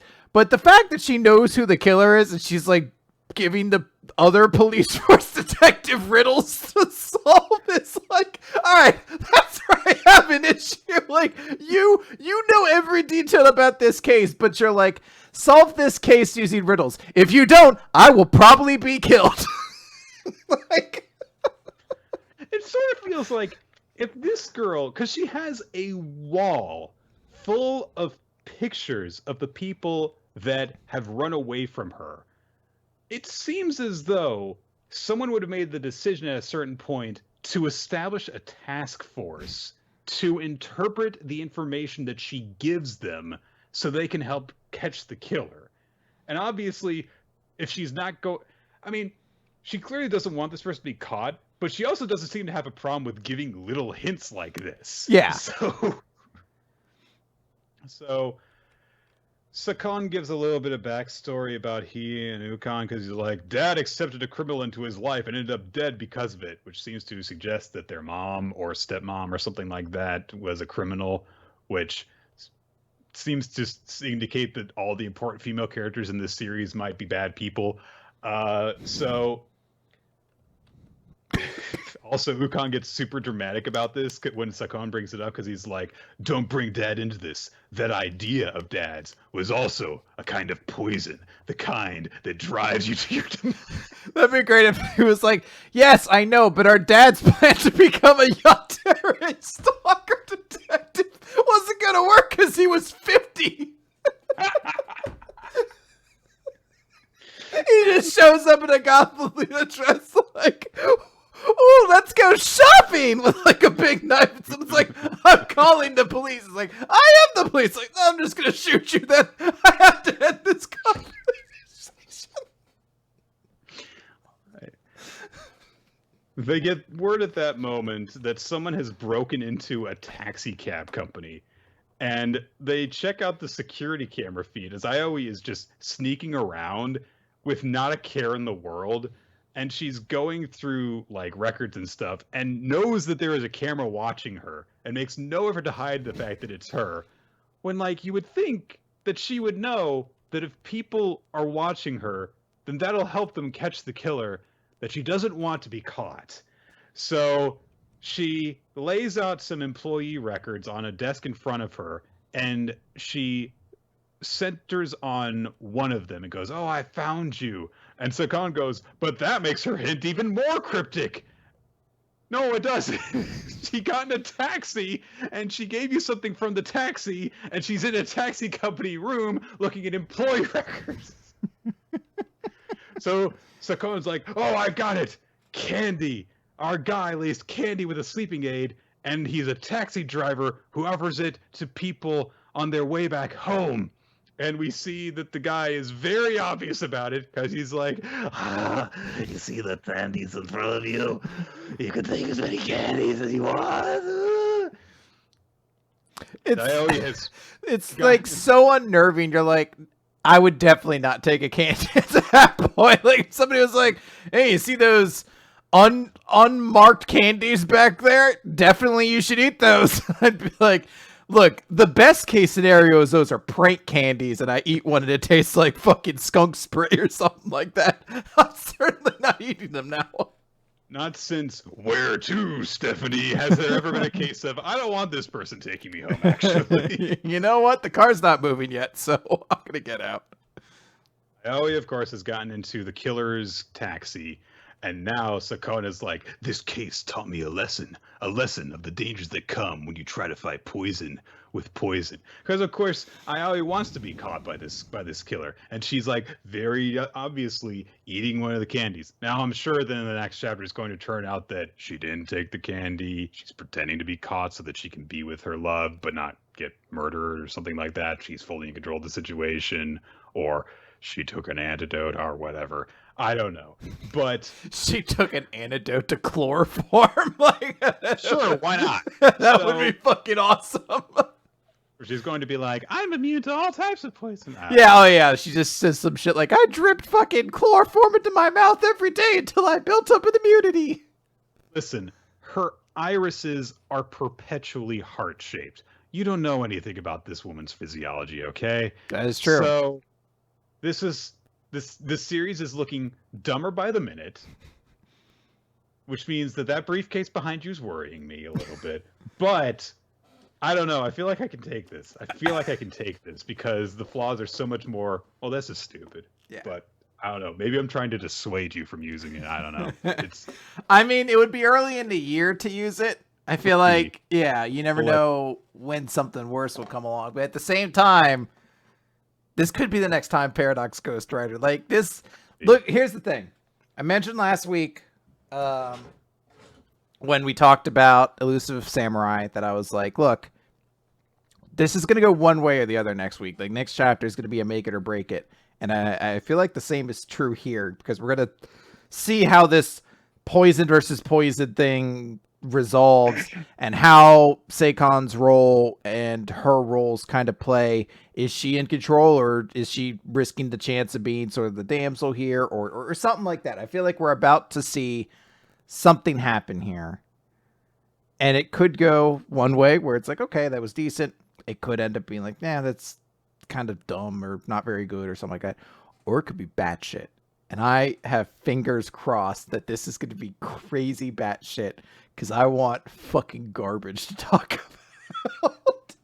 I'm a little disappointed, I guess, because the first chapter raised a lot of question marks in terms of, I don't really know how I feel about the themes that we're dealing with in this, but we're already past the shock of that now. Mm-hmm. And now we're dealing with, well, there seem to be a lot of flaws in this supposed procedural crime series with a twist, in that the mysteries are really dull and predictable. So I feel disappointed that like now it seems like the range of options has been narrowed significantly and nothing great feels like it's going to come out of this, and it does feel bad whenever that happens this early on in a story. So. Yeah, I enjoy it quite a lot, but only in the sense that I found ways to laugh at it. Like again, it's one of my favorite things is just making fun of dysfunctional organizations that don't make sense. Like I miss the days of being like, why is the Soul Society this stupid? And I want to do that every week with this fucking stupid ass police department. All right. We do have a new manga to talk about, but we go alphabetically. Yeah, so we haven't unpinned Magu-chan completely yet, or pinned Magu-chan completely.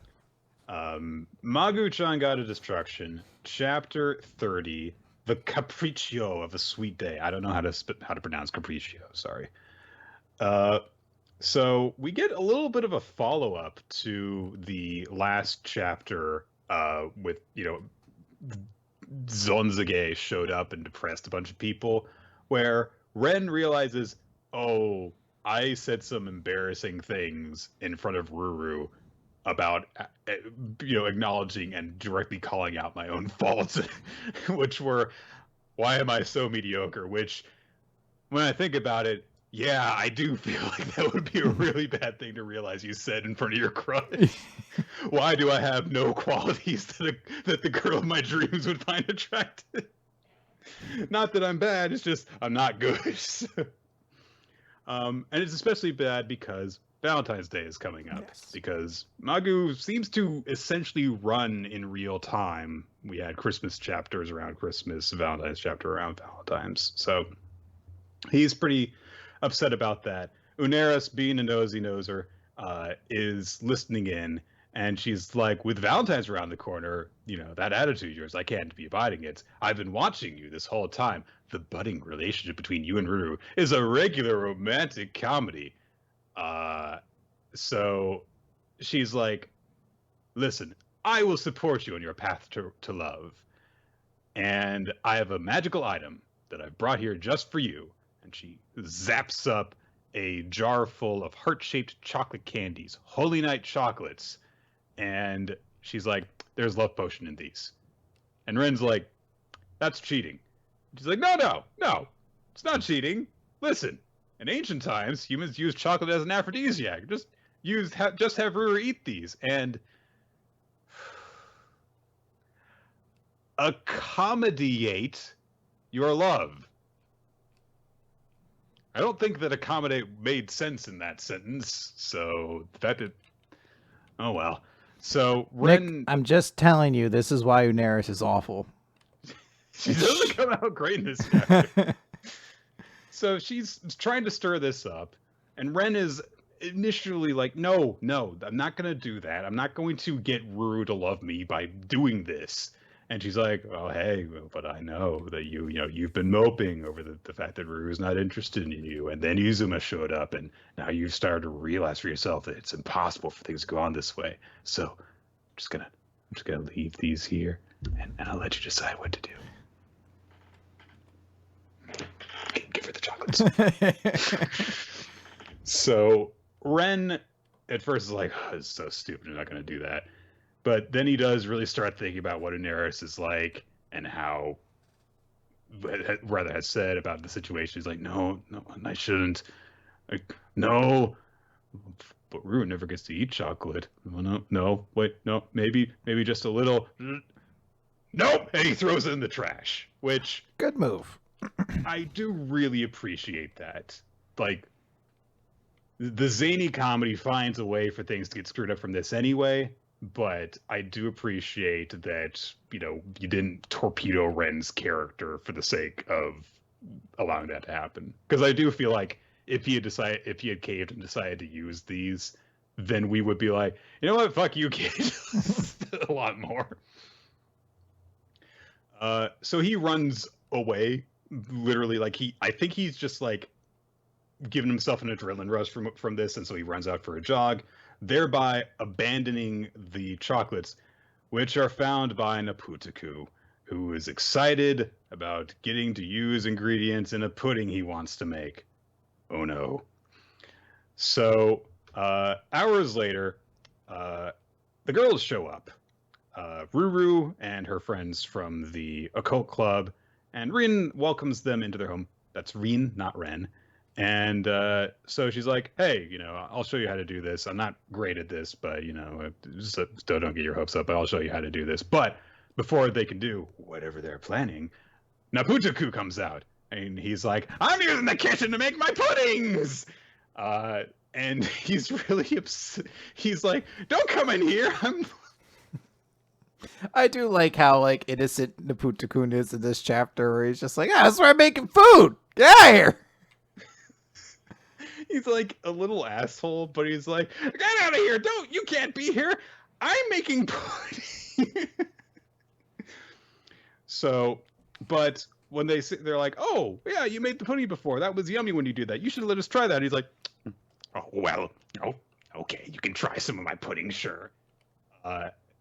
Later, Ren comes back from his jog, and he's like, okay, that didn't help at all. But he comes back, and the girls are like tossing Naputa into the air and are acting adoring towards him, and like, woo, you're so cool and pointy. So Ren kind of immediately realizes what's happened, And Unera shows back up. He goes like, "It seems Nappu had everyone eat the love potion." And Ren's like, "Yeah, I know." It's kind of obvious that's what happened. Well, I like because I believe they also explained that it's not. He didn't do it because he's like, I'm gonna mind control these people. He's just like, I found chocolate in the trash and used it to make pudding. What's happened to him? He's like, I don't really know what is happening, but I guess my pudding's just amazing. My pudding's awesome. Cooking is the best thing. So they're, being very affectionate towards it. It's not like they're like, oh, you're so hot or anything. Because Daenerys just says, like, the people who eat the chocolates see the one who provided them as handsome and cool. So it's not like they're going to be like, oh, Naputaku, I just want to figure out what part of your body is your mouth and make out with that or anything. So, but Naputaku is also like, immediately the power goes to his head because like, oh, you've acknowledged my greatness. I'll add you to my mad army. So Ren tries to be like, no, get away from Ruru and grab on him and stuff, and they toss Ren away immediately. They're like, no, don't touch him. So Ren's like, Daenerys, this is your fault. You do something. So she's like, well, I guess I could do something. Here, these white chocolates have the opposite effect of the love potion ones. And so she's like, all right, I'll have the girls eat this. And he's just like, Ruru, open your mouth. And he does. And he just like throws them into her mouth. But when he does that, she turns to him and is like, Ren, what are you doing here? It's girls only allowed today. Pulls a very un-Ruru look of like, go away. Yeah. So Ren's very disturbed by this, and he starts coughing up blood because he's so shocked and dismayed. And Daenerys is like, oh, you weren't listening to me. I said they had the opposite effect. So whoever provides the white chocolates to someone, they look repulsive to them. And Ren's like, fuck you! Say these things. So the girls are celebrating with Naputaku. Ren is upset. His sister Rien shows up and is like, why are you on the ground? It's dirty. And she's like, sis, you've got to help me. Naputaku's getting all the girls. And Ren's like, so, listen, I am 9/10 baked right now. Yeah, look, my walls are fucking melting. And I'll be honest, I don't know if you just always are a talking starfish or I'm just high all the time. But right now... Listen, Ren, just because your starfish buddy gets more poon than you do.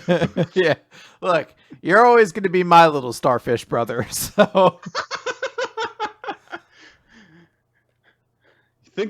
Ren, you think if I cut you in half, you'd multiply? I'm going to try. Are you a starfish now? Are you the starfish or is it that guy? I forget. So Rien grabs Naputaku. He's like, oh, he's worked hard. Doesn't he deserve a little fussing over? And Ren's like, oh no, did she take the love potion too? And Naputaku is celebrating and stuff like that. And Ren's like, oh no, everyone's fallen captive to Naputaku's charm, and it's all my fault. But then Rien's like, you're wrong, Naputaku. These tiny hands of yours aren't meant to oppress others. Cooking is about creating happiness for others. The final and most important secret ingredient is what else but love. And she feeds Naputaku some of the pudding, and immediately everyone is like, oh my god, she's so cool. You're not going to think she's cool when you're 5 years older, guys. Yeah. So everyone instead starts freaking out over Rien, and immediately, like, the love potion effects stop working on the girls. They don't have a thing for Naputaku anymore. So Ren's like, why is this happen? What happened? And Daenerys says, I can't believe she defeated my magic. That human is intriguing.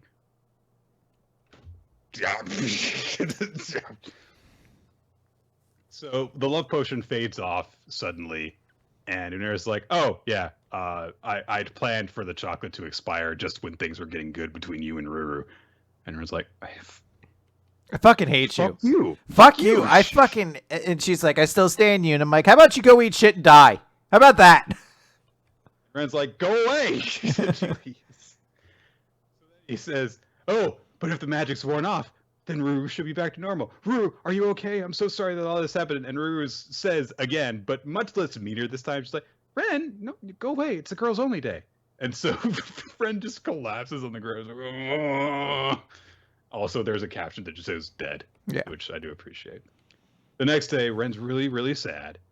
But then he gets to the club room after class, and everyone's there with some chocolate the girls have made. And Andrew was like, "Oh, you made it! Look!" So it was a girls only day because they wanted to get together and make chocolate. Like, aw. Yeah, that's nice. So it was a surprise for the boys. It's very nice. Although, yeah, this is the day that the girls give chocolate to the boys. And White then White Days, Day the is reversal. the one where guys do in return. So yeah, the reason they had gone over to Ren's house was so that Ren could teach them how to make chocolate. It all comes full circle. And Nepujiko still hasn't realized what has happened. We get one last panel showing that he's going to try and win people over with cooking some more and have them under his control. So yeah. I'm kind of with you. Like, fucking hate Daenerys. But there was some stuff in this chapter that I did like a lot. So, as denoted by how I kept on laughing through the chapter. I like the Naputakun part. I like that we also get a Zonge panel to show that he's in the series. He's offered a piece of chocolate, and he's just like, "Is it gonna kill me?" Like the hat. I will say that I guess this is what the author intended for Rin, but I have never seen her as a cool, inspiring figure before. So the fact that that's what breaks the magic is something I'm like, sure thing, manga. Like, I'll take your word for it. That's not my interpretation at all, but all right.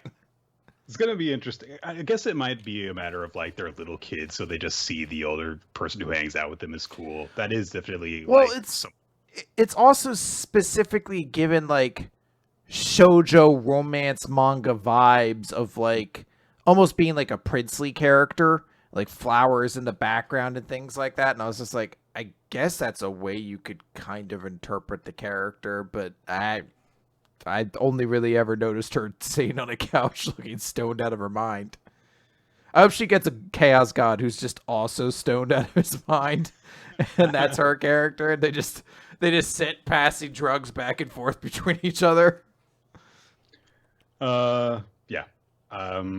I don't really know how to feel about Rian, honestly. I did like some of the stuff that she did earlier on, which is just like, yeah, okay, guys. But then when she gets that whole speech, I'm like, is this the same character? So, yeah. I don't know. Holy cow, we are really behind on time. We gotta keep going. So there's another new series that starts this week. It is Witch Watch by Kenta Shinohara, who is the author of Astral Lost in Space and Sket Dance.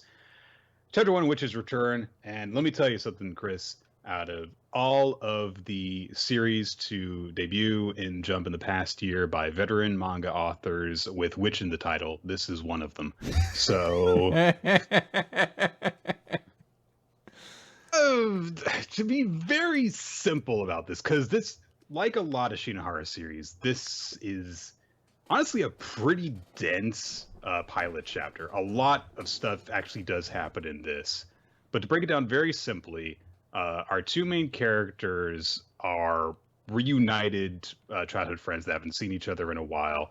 One of them is a witch, and the other, Moi, is descended from ogres. So he appears pretty much entirely human, but he has ogre strength. And we also see his dad for quite a bit of the chapter, and his dad has kind of horns in his hair. It looks like it's not actually horns, but his hair just takes that pattern. So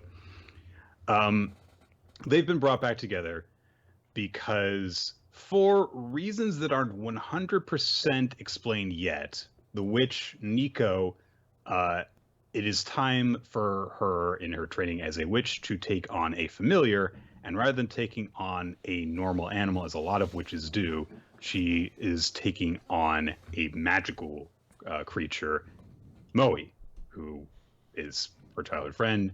And this is kind of wrapped up in some prophecy that we learn about at the very end of the chapter that her familiar is going to be her guardian when her life is in danger in the future. Most of the chapter is spent with them catching up for a very little bit. It's clear immediately that Nico has been crushing on Moi for the entirety of the time that they've been apart. And when they're reunited, she's got like fantasies about them getting married right away and stuff like that. So yeah, she demonstrates her magic, which requires essentially that she can repair things by sacrificing things that are important to people. So, like, she sacrifices a collector's mug that Moe has in order to repair a window that she had flown through. So, and then she's like, "Oh, and also I can do something else. Do you mind anything you don't mind getting turned into paper? I know I can turn it back." And he's like, "Your last spell broke something of mine. I don't trust you." She's like, "Okay, then I'll cast it on myself." And she just makes herself turn paper flat, and which is a really cool thing to see drawn out because her, her body is like all deformed and flapping around and stuff.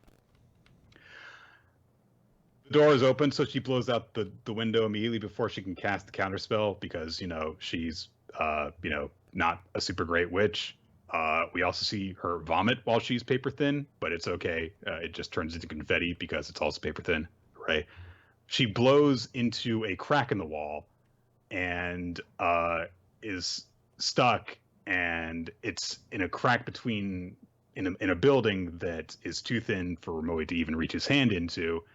And she's like, "I can't use any other magic except for the reverse spell. And if I turn myself back here, I'm going to get crushed. And there's a time limit on the spell, and it'll wear off, and I'll die." So Moe is like, and Nico are like, "What do we do?" There's a bully that shows up that Moe had being harassed by previously. The guy beat him up, but Moe didn't care because he's got ogre strength, and he was just avoiding punching the guy in retaliation.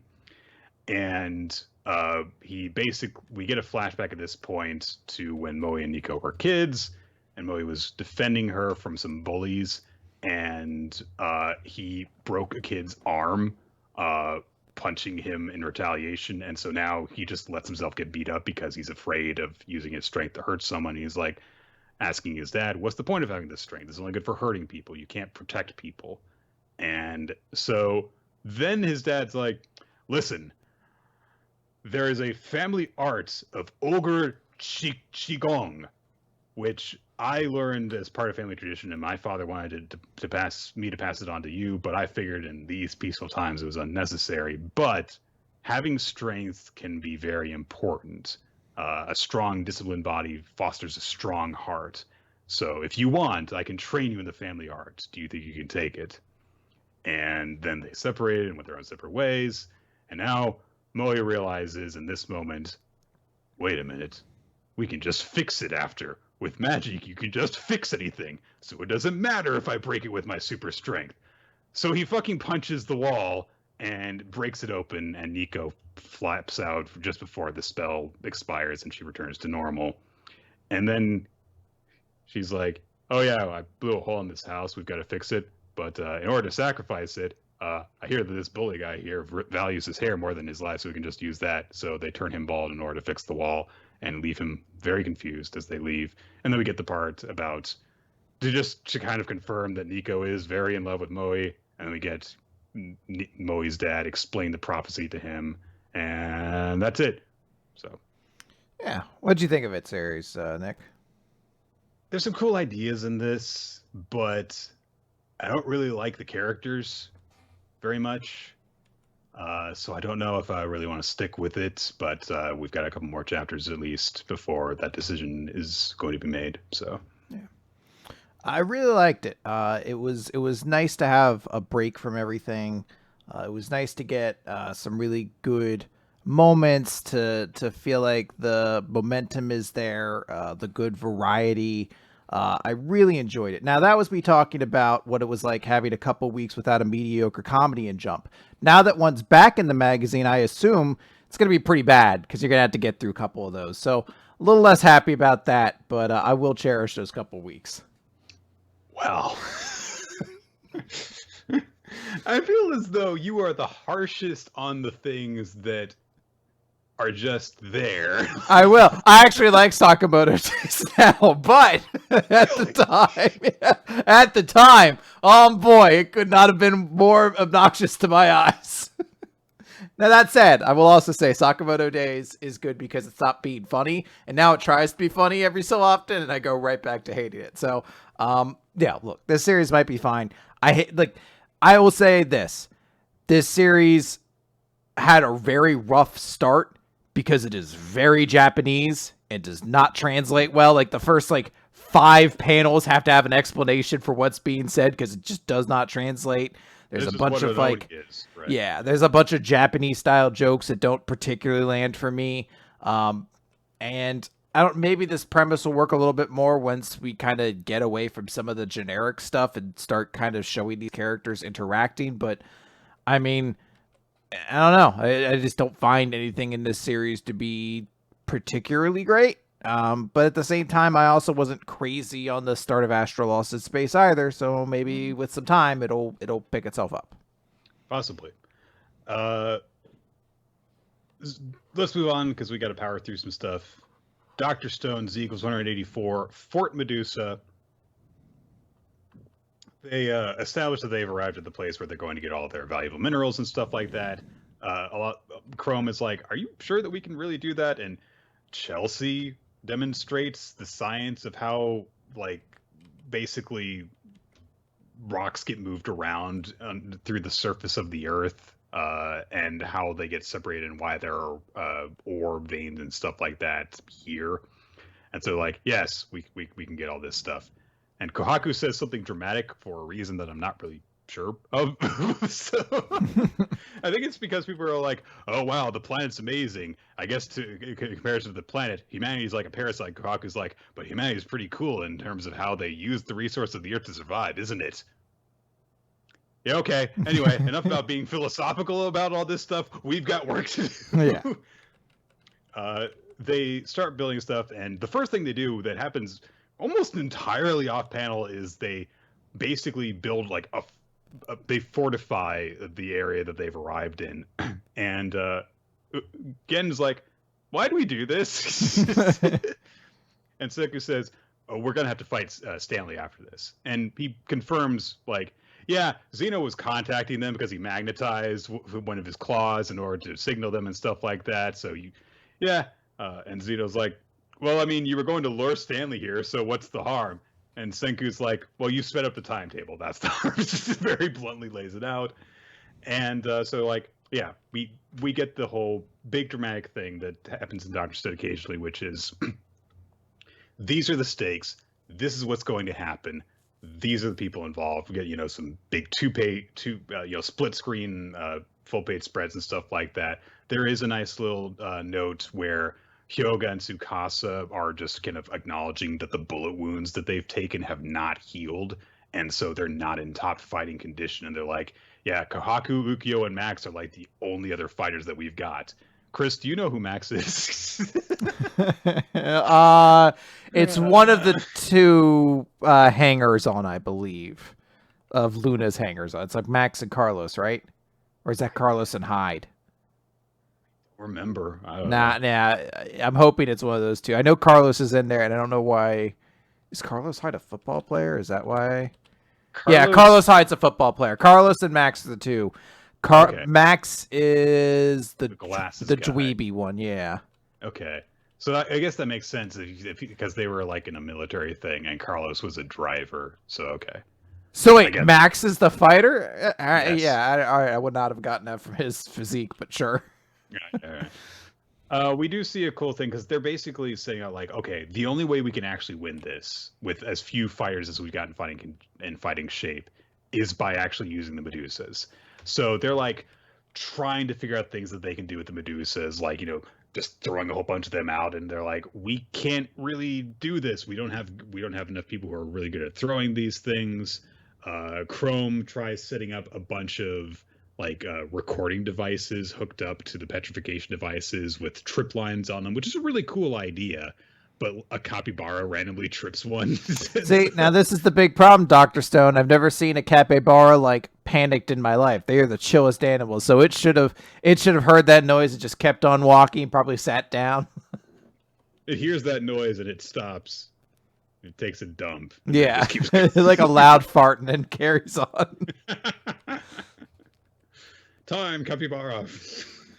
So I just remind you of the joke you made. I forget all my jokes, and then they make me laugh again. So they try setting some other stuff up, and basically they set up. Eventually, the conclusion that they reach is to, as they're kind of working with all of the different pieces, and we see a few different things that they're experimenting with, like, oh, we could attach a device to Ukyo's arrow and he could shoot it at them. But they're like, yeah, but I mean, is that going to be enough? And Taiju comes up with the idea of, I'll just run over and take them down with me, and then you guys can bring me back with a revival fluid. And Taiju says when Gen's like, what about, it's like a suicide run. He's like, a few bullets won't slow me down. And Senku's like, they'll just shoot you in the head. But then Chrome gets the idea of, what if, instead of having one of us be a sacrifice, we all let ourselves get petrified? And we just, have someone the second that they show up say into the petrification device, 3,000 meters, 1 second. And so everyone on the island will get hit. And we'll just have someone off the island waiting everything, and then they'll come in with the revival fluid after everything's safe and done with. And they're like, that might actually work. Yeah. But the problem is, how do we have one person be the Medusa holder? I mean, they might get captured. Word might not get to them in time. And Senku's like, yeah, that would be a problem, but we can solve it with science. And so they build this big tower that is called Fort Medusa, and they have a radio device hooked above it to channel a command into the Medusa device. And they're like, we've got this connected to a bunch of mics spread all over the entire fort. So the instant we're under attack, someone will shine to one of those mics, 3,000 meters, 1 second. And that'll be our plan. And that's where we end. It's a cool idea. Yeah. So. I like it. Everything's kind of being set up. I like that Chrome has this big idea and everyone's kind of stunned by it. It's a good way to show off the whole cast, and I'm actually pretty psyched for this battle to happen. So good stuff. Let's move on then real quick then to Mashle, Magic and Muscles, Chapter 49, Mash Burn Dead, and the Brawny Balloon. So last time, Mash punched down one of the Vanderdreads, but that's not enough to actually stop them. The Dettervants. So the Dettervant just gets up and Mash is like, I guess I have to stay away from them. He runs around. He realizes, he's like, I wish I had my friends because I'm not exactly the brains of the group. But I like that little moment. And then he runs into Max Land, an Adler third year who's in this test together. I guess this is... Who was the one who died in the fourth one? Oh. I thought you liked Harry Potter for some reason. Oh, Cedric. Cedric Diggory. I don't know. Maybe this is supposed to be the Cedric Diggory. I assumed that was Tom Knowles, so I don't know. He might betray them. Who knows? Anyway, Max Land's like, hey, let's solve this together. They find the key, and they're like, hey, there's something we have to pop. There's a great joke before that, though, where Mash is like trying to sneak past the Dettervant and he begins to trip. He's like, oh no, he's going to trip and make a noise. And then we see that Mash is like pressed. He's pressed his seat into the ground so much he doesn't make a sound. But yeah, they find this big bellow with a balloon. They're like, we have to do something. But if they touch the thing, it makes a loud honking noise, which summons a Dettervant. So they're like, how do we do this? He mentions his magic is size changing. And essentially, what they eventually get to is they're like, okay, we're actually going to, we destroyed the bellows, and we're going to make your magic to actually make the balloon bigger, and the Mash is just going to do a fucking dope-ass breakdancing technique to summon, like, a whirlwind of wind to blow the balloon up, and that's how they get the key. So it's actually a pretty clever thing. I'm kind of breezing through this chapter because we had to make up some lost time here, but it was actually, I think, a pretty fun chapter with some clever thinking in it. All right, Ayakashi Triangle. Is there a chapter title on this page? If there is, it's very... No, there isn't. Okay, so Garaku has taken Suzu captive and seems to be delivering her to Chirizuka Kaio. And so Matsuri is like, okay, I've got to take action. They start battling. He tries to summon his wind, but the Ayakashi unleashes decaying demon wind, which swallows up Matsuri's wind and some of his clothes to show battle damage, because this series is Negima now. So I was like, thank goodness that dust only attacks clothing.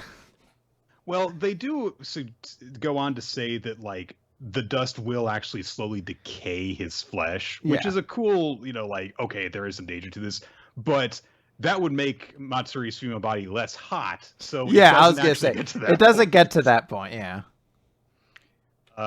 And the Ayakashi reveals basically its trump card, an Ayakashi tool dust chest, which has been collecting dust for hundreds of years as he's been sealed away.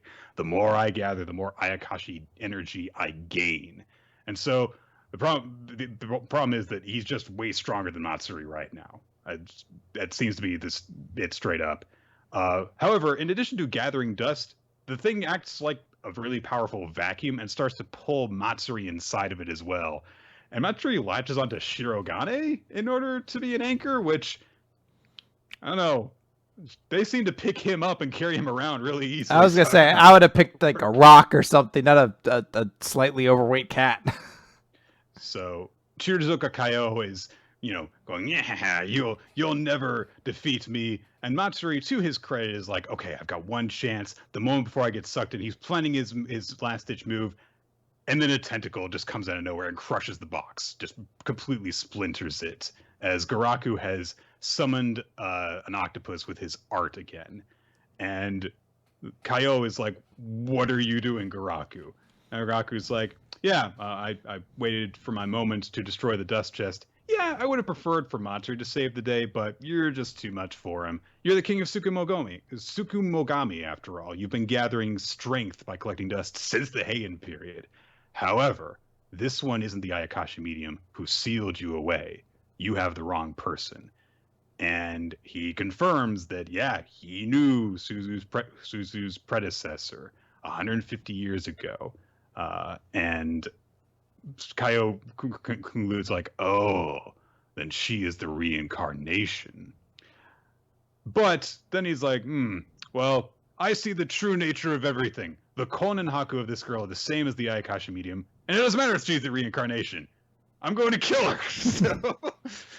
So he's going to take that, and he's like, look, you're just, you're the Tsukumogami of a brush with nowhere to go. You're nothing compared to me. And you've subjugated yourself to me before. Have you forgotten your duty? And Garaku's like, well, I didn't have a choice back then because you were so strong. And so the king is like, all right, we'll be gone then. And starts to send his decaying dust at Garaku. And nothing happens to Garaku.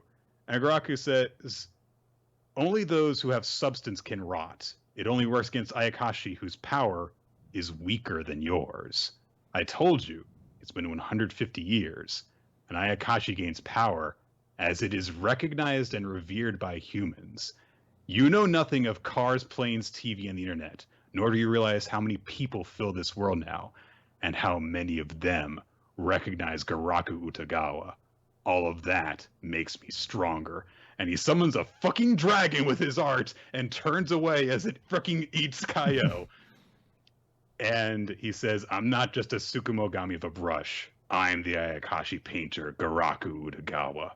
And Matsuri is very impressed by this as the dust disappears from around him. And now Garaku says, I did everything I could to continue existing so that I would be able to see the Ayakashi medium again. Suzu, I was in love with you in your previous life. And that's where we end the chapter. I thought this was actually really cool. I liked the way that things played off of what we learned about Garaku the last time. And I like how, we had learned that stuff about the way Ayakashi worked based off of the belief of humans and stuff, and how he weaponized the modernization of the times. It's a really cool idea. I think I've spent too much time playing D&D, especially in like quasi-modern settings, because like in my mind I was like, yeah, the idea of like using celebrity as a way to kind of like collect fame in a world that power comes from worship is kind of trite. That's old trodden ground, but I guess that's actually not for a lot of people. The thing I found funniest about this chapter is a comment Ninja X3 I had in the Discord where he's like, man, I really hope Chris gives MVP to Garaku because of all the shit he said last week about Garaku. And my response was, who the fuck is Garaku? Because I legitimately did not know when he said it. So no, this chapter did not leave really any impression on me. All right. That's unfortunate that you've played so much Dice Fun, Chris. Yeah, it really has. I was like, yeah, isn't that a thing? Like, worshiping gods. Essentially, it's like worshiping a conglomerate when you think about it. It's absolutely not the first time that the comparison has been made. So, let's move on to Black Clover, page 281, Assault on the Kingdom. So last time, big things came up. There's a talk about how a long time ago in the Spade Kingdom, there were two youthful close friends who had phenomenally strong magic, and at some point, their affection turned hatred, and they became demons, and then they fought and were sealed away. So, the Grinberryals, which is the family that is from, those were the ones guarding the ancient demon when we woke them up. The Grinberry were guarding those two ancient demons. We woke them up. Okay, so I guess those are two separate thoughts.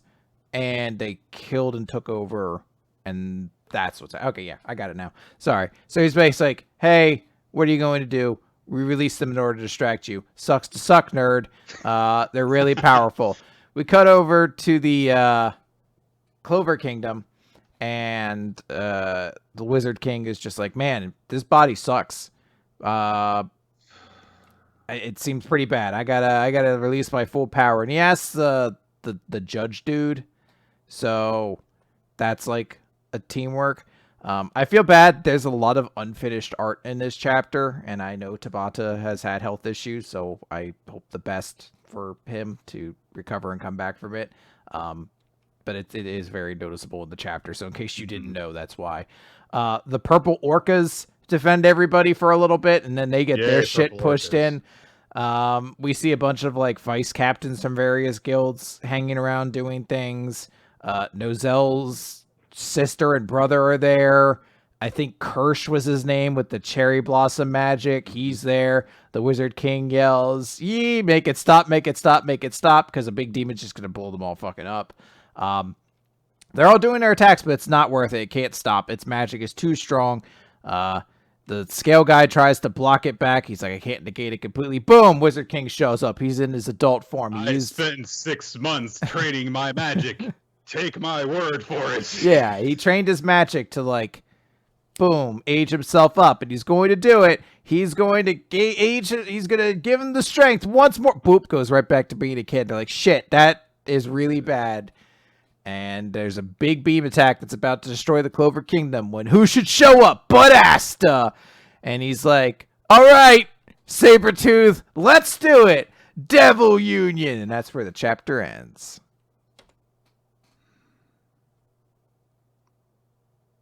What happened, Chris? What happened, Nick? What happened? For like all of last year, we were like, wow, Black Clover, it's actually like doing some cool stuff with like, gradual builds and character development and stuff like that. This chapter is the embodiment of everything I hate about this series. What are we gonna do? Yay, Asta's here! And, oh, look at all these other characters. They're here too! And you don't care about any of them because they're just showing up for little cameo appearances. And a villain that was defeated before has gotten back up. So, oh boy. Well, this is the second one, isn't it? This is the one that's attacking the Clover Kingdom. Is it? I don't care. I think can't so. Tell them apart. Yeah, well, that's the thing, is that it's a little tough to tell. I actually kind of like the chapter simply because all these other characters show up and are completely ineffectual. Like the Wizard King's like, time to do my big thing, and immediately he's like, ah, shit. I think it immediately goes wrong for him. So I kind of like it as this way of showing like, wow, the Clover Kingdom really has put everything out in front of the Spade Kingdom attack. Like there's literally only one like captain still left in the city, and it's the lamest one basically. So it's an interesting thing. And I like Asta showing up at the end. You don't want to introduce Gear 3 against Lucci. You do it against Bluno. That way we have some knowledge of what it is before the big fight happens. It makes things more interesting. So show off Devil Union before the big fight against Xeno or a devil or whoever, and Asta ends up having to beat. I don't know. I feel as though, so you know how in Dragon Ball it would do this thing multiple times where Goku's away training, so we have to buy time until he gets back, and he would show up right when it was at the point where everyone would be dead if he hadn't shown up at that moment. It happened against the Saiyans after several of their friends died. It happened on Namek when they were getting their asses kicked by the Ginyu Force, and it happened over and over and over again. But it has that note of like, okay, just when things are at their most dire, the hero comes and saves the day. And this is just like, nothing we do is working. Yeah, Yasta's here. It doesn't, and because we haven't been following any of these characters in this conflict that lasts all of one chapter before Asta shows up to save the day, it does not feel as though a race against the clock has happened at any point in all of this. So it feels as though it does not land on the mark for me. And obviously not every manga has to do things the exact same way. I'm using it as an example of why I don't find the way that this played out does not work for me. So it's perfectly fair. All right, let's move on to One Piece. Chapter 1003, Night on the Board. So Luffy's using his Kong bullet. It's very effective with his new hockey training, and he punches the shit out of Kaido and eventually knocks him down into the ground. But Big Mom is, still up there. And also, Luffy's been using his Kong form for a little while, and his time is up. And he's not able to use hockey for 10 minutes now. So like, well, shit, we gotta capitalize on what he did. If all those punches did damage, then we can do something. All right, Big Mom is here, and she is immediately on the attack on all of them, forcing them into the defensive. So they're trying to press the advantage that they've worked so hard to get at this point. Now, Nick, what is the name of the attack she uses? Happy Mother's Blaze. I don't know. I think that's supposed to be a pun on Happy Mother Day, but I don't know. Also, there is a barely legible moment where Law manages to teleport himself in front of Big Mom and does counter shock, but it's almost impossible to see, honestly. Yeah. Because the scale is so different between the two characters. Kaido gets up, and he causes a storm somehow. He's a dragon. He can do that, I guess. Twisters come raining down from stormy clouds. Zoro picks up Luffy so that he's, doesn't get, hit by anything. And he's immediately whipped out of his grasp by the storm. And Luffy goes right into Kaido's mouth.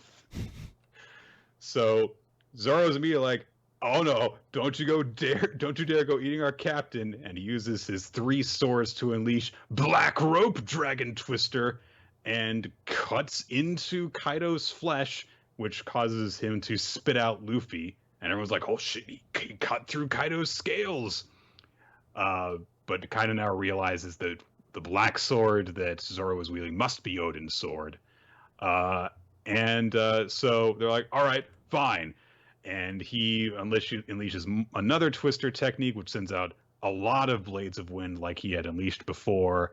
And I do like that you get little glimpses of how everyone is dealing with them. Like, Kid's mecha form thing is getting chopped up by it, but it's all scrap, so he can just pull it back together. Yeah. Law is teleporting between them. Killer is deflecting them with his blades, and Zoro just seems to be running because he's got to carry Luffy under one arm. Yeah, he just has to dodge right now. Then we cut down for a calm moment with Cypher Pole, Aegis Zero, who we did see show up before, right? Yeah, we've seen them in various places. I feel like we saw a couple of them in Dressrosa, and they've definitely appeared in this as well. The fact that it starts with a shot of Orochi's decapitated head seems to imply there might be still something more to that, because it seems weird to just be like, look at this dead dude's head in a scene that's not really relevant to him. But I guess they are talking about our business partner being dead, so maybe it is true. Maybe. They lay out pretty clearly, like, okay, here are the stakes of the battles that are going on. The rebellious group is outnumbered. they've managed to gain a surprising advantage from their surprise attack, but all these generals are still at work. And if the Straw Hats and other people who are combating them don't take them down, this battle is going to be over because each one of those officers will overrun the game board. The outcome of this battle is not much in doubt. So why don't you pirates do us all a favor and take out as many of each other as you can? So once again, organization of the government's looking to, mop up the pieces after the big Straw Hat battle, it seems. Yeah. So I like that there's a point here it's stressing the significance of these, Straw Hat fights. Gives them a reason to have importance because, like, hey, if you guys don't do it, even if Luffy and the rest of them manage to defeat Kaido, the losses the rest of the samurai will take will basically render it as well as a failure, essentially. Yeah. I do think it's got a little contrivance to it where, like, I guess it's not quite as clean of a reason as, like, okay, every CP9 member has a key to Robin's handcuffs, but only one of them actually works. So that's the reason why you had to take these guys down. It's something like, yeah, I guess it is important, but they all also did fuck off to their own areas. So I don't know if they're that dangerous. They all fucked off to their cat cafes and bullshit. So feels like Ulti would be distracted enough. You just like have her, chase off like someone off of the island. And she won't take out anyone else. But I do like it. It looks like we're about to move to those fights after getting a little taste, a little sousson of that Luffy fight up there. And speaking of which, before the chapter ends, we cut back to that fight as a figure is emerging from the smoke caused by all the dust that got kicked up from that last massive attack of Kaido's, as he seems to have taken his man-beast form. And we see like him in silhouette gripping his mace, but we only get a shot of his hand, which is scaly and clawed. It's probably going to be pretty dope. I will say, sorry, Carrot fans, but Yamato is in the page of showing all the Straw Hats taking down generals, but no Carrot anywhere. Weird. Carrot doesn't seem to have her own important individual fight going. It's okay, guys. I thought Paulie was going to join too. We all make mistakes. Sometimes we're led astray. Yamato's going to join. That's almost guaranteed at this point. What, the person who had a bond with Luffy's brother and isn't really going to have a reason to stick around in Wano once his dad's dead or defeated or whatever, because he's not part of the ruling class of Wano or anything, and he really idolizes Odin, who went out on a world-spanning journey with the King of the Pirates. It does seem to have more reason to join the King, I guess. I'm just gonna say. Anyways, I like this chapter a lot.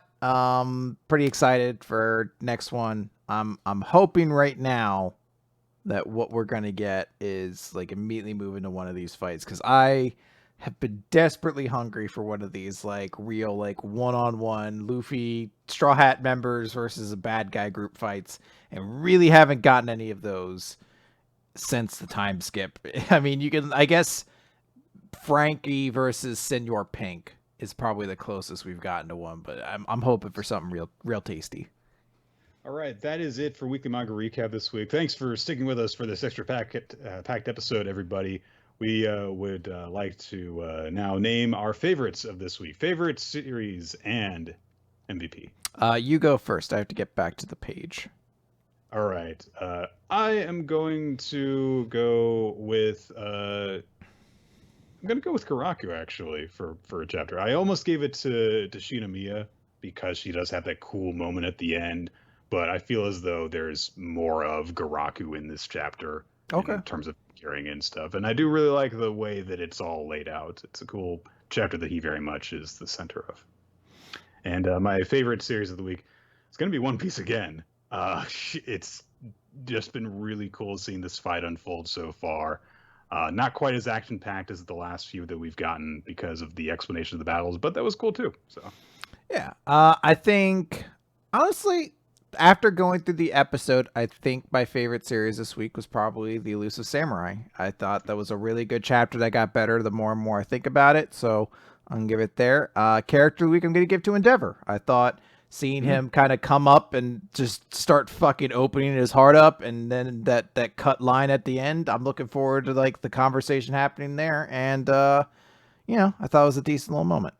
Yeah, it was nice to see him finally reach that point where he's like, "Well, shit, I'm an asshole." up, so. And I really like that line where it's like, "I made a serial killer son, and I can't stop him."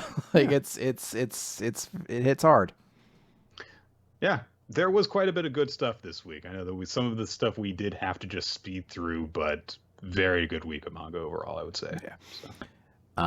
Do you want me to give our next series now or at the end? Oh, I was going to ask what the audiences were. Oh, sorry. I skipped pages again. Say what the recommendation is first. Now I'm already back to favorite series and MVPs now. So One Piece is the chapter of the week, and Goraku and Rin were tied for character of the week. So Chris, we were wrong. Oh, wait, hold on. Rin is a really cool character. Everyone loves her. She's the best. All right, yeah. So I'll say. Actually, no. You do your spiel, and then I'll say my series. All right. So Chris will be back with the next recommendation. We'll be looking into. If you'd like to leave a recommendation for us, you can do that via the Google Doc that is maintained by Ninja X3i, which keeps track of all sorts of fun stuff. Audience MVP and favorite series voting is on there as well.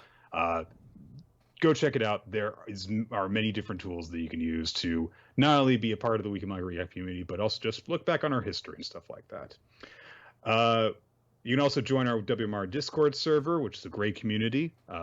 Discuss the chapter before it comes out, discuss the recommendation that we're working on, get notification if you're not following us on Twitter, which you should do as well, at WMR Podcast, at RoloT, and at Nick F. Time are the accounts associated with the podcast. Follow those for updates, which will tell you exactly when we're going to start recording, because usually we do start sometime between 7:30 and 8 Eastern Time, Wednesday evenings here on twitch.tv/RoloT. But to know exactly when it's going to happen, follow those accounts, and you'll get word of it.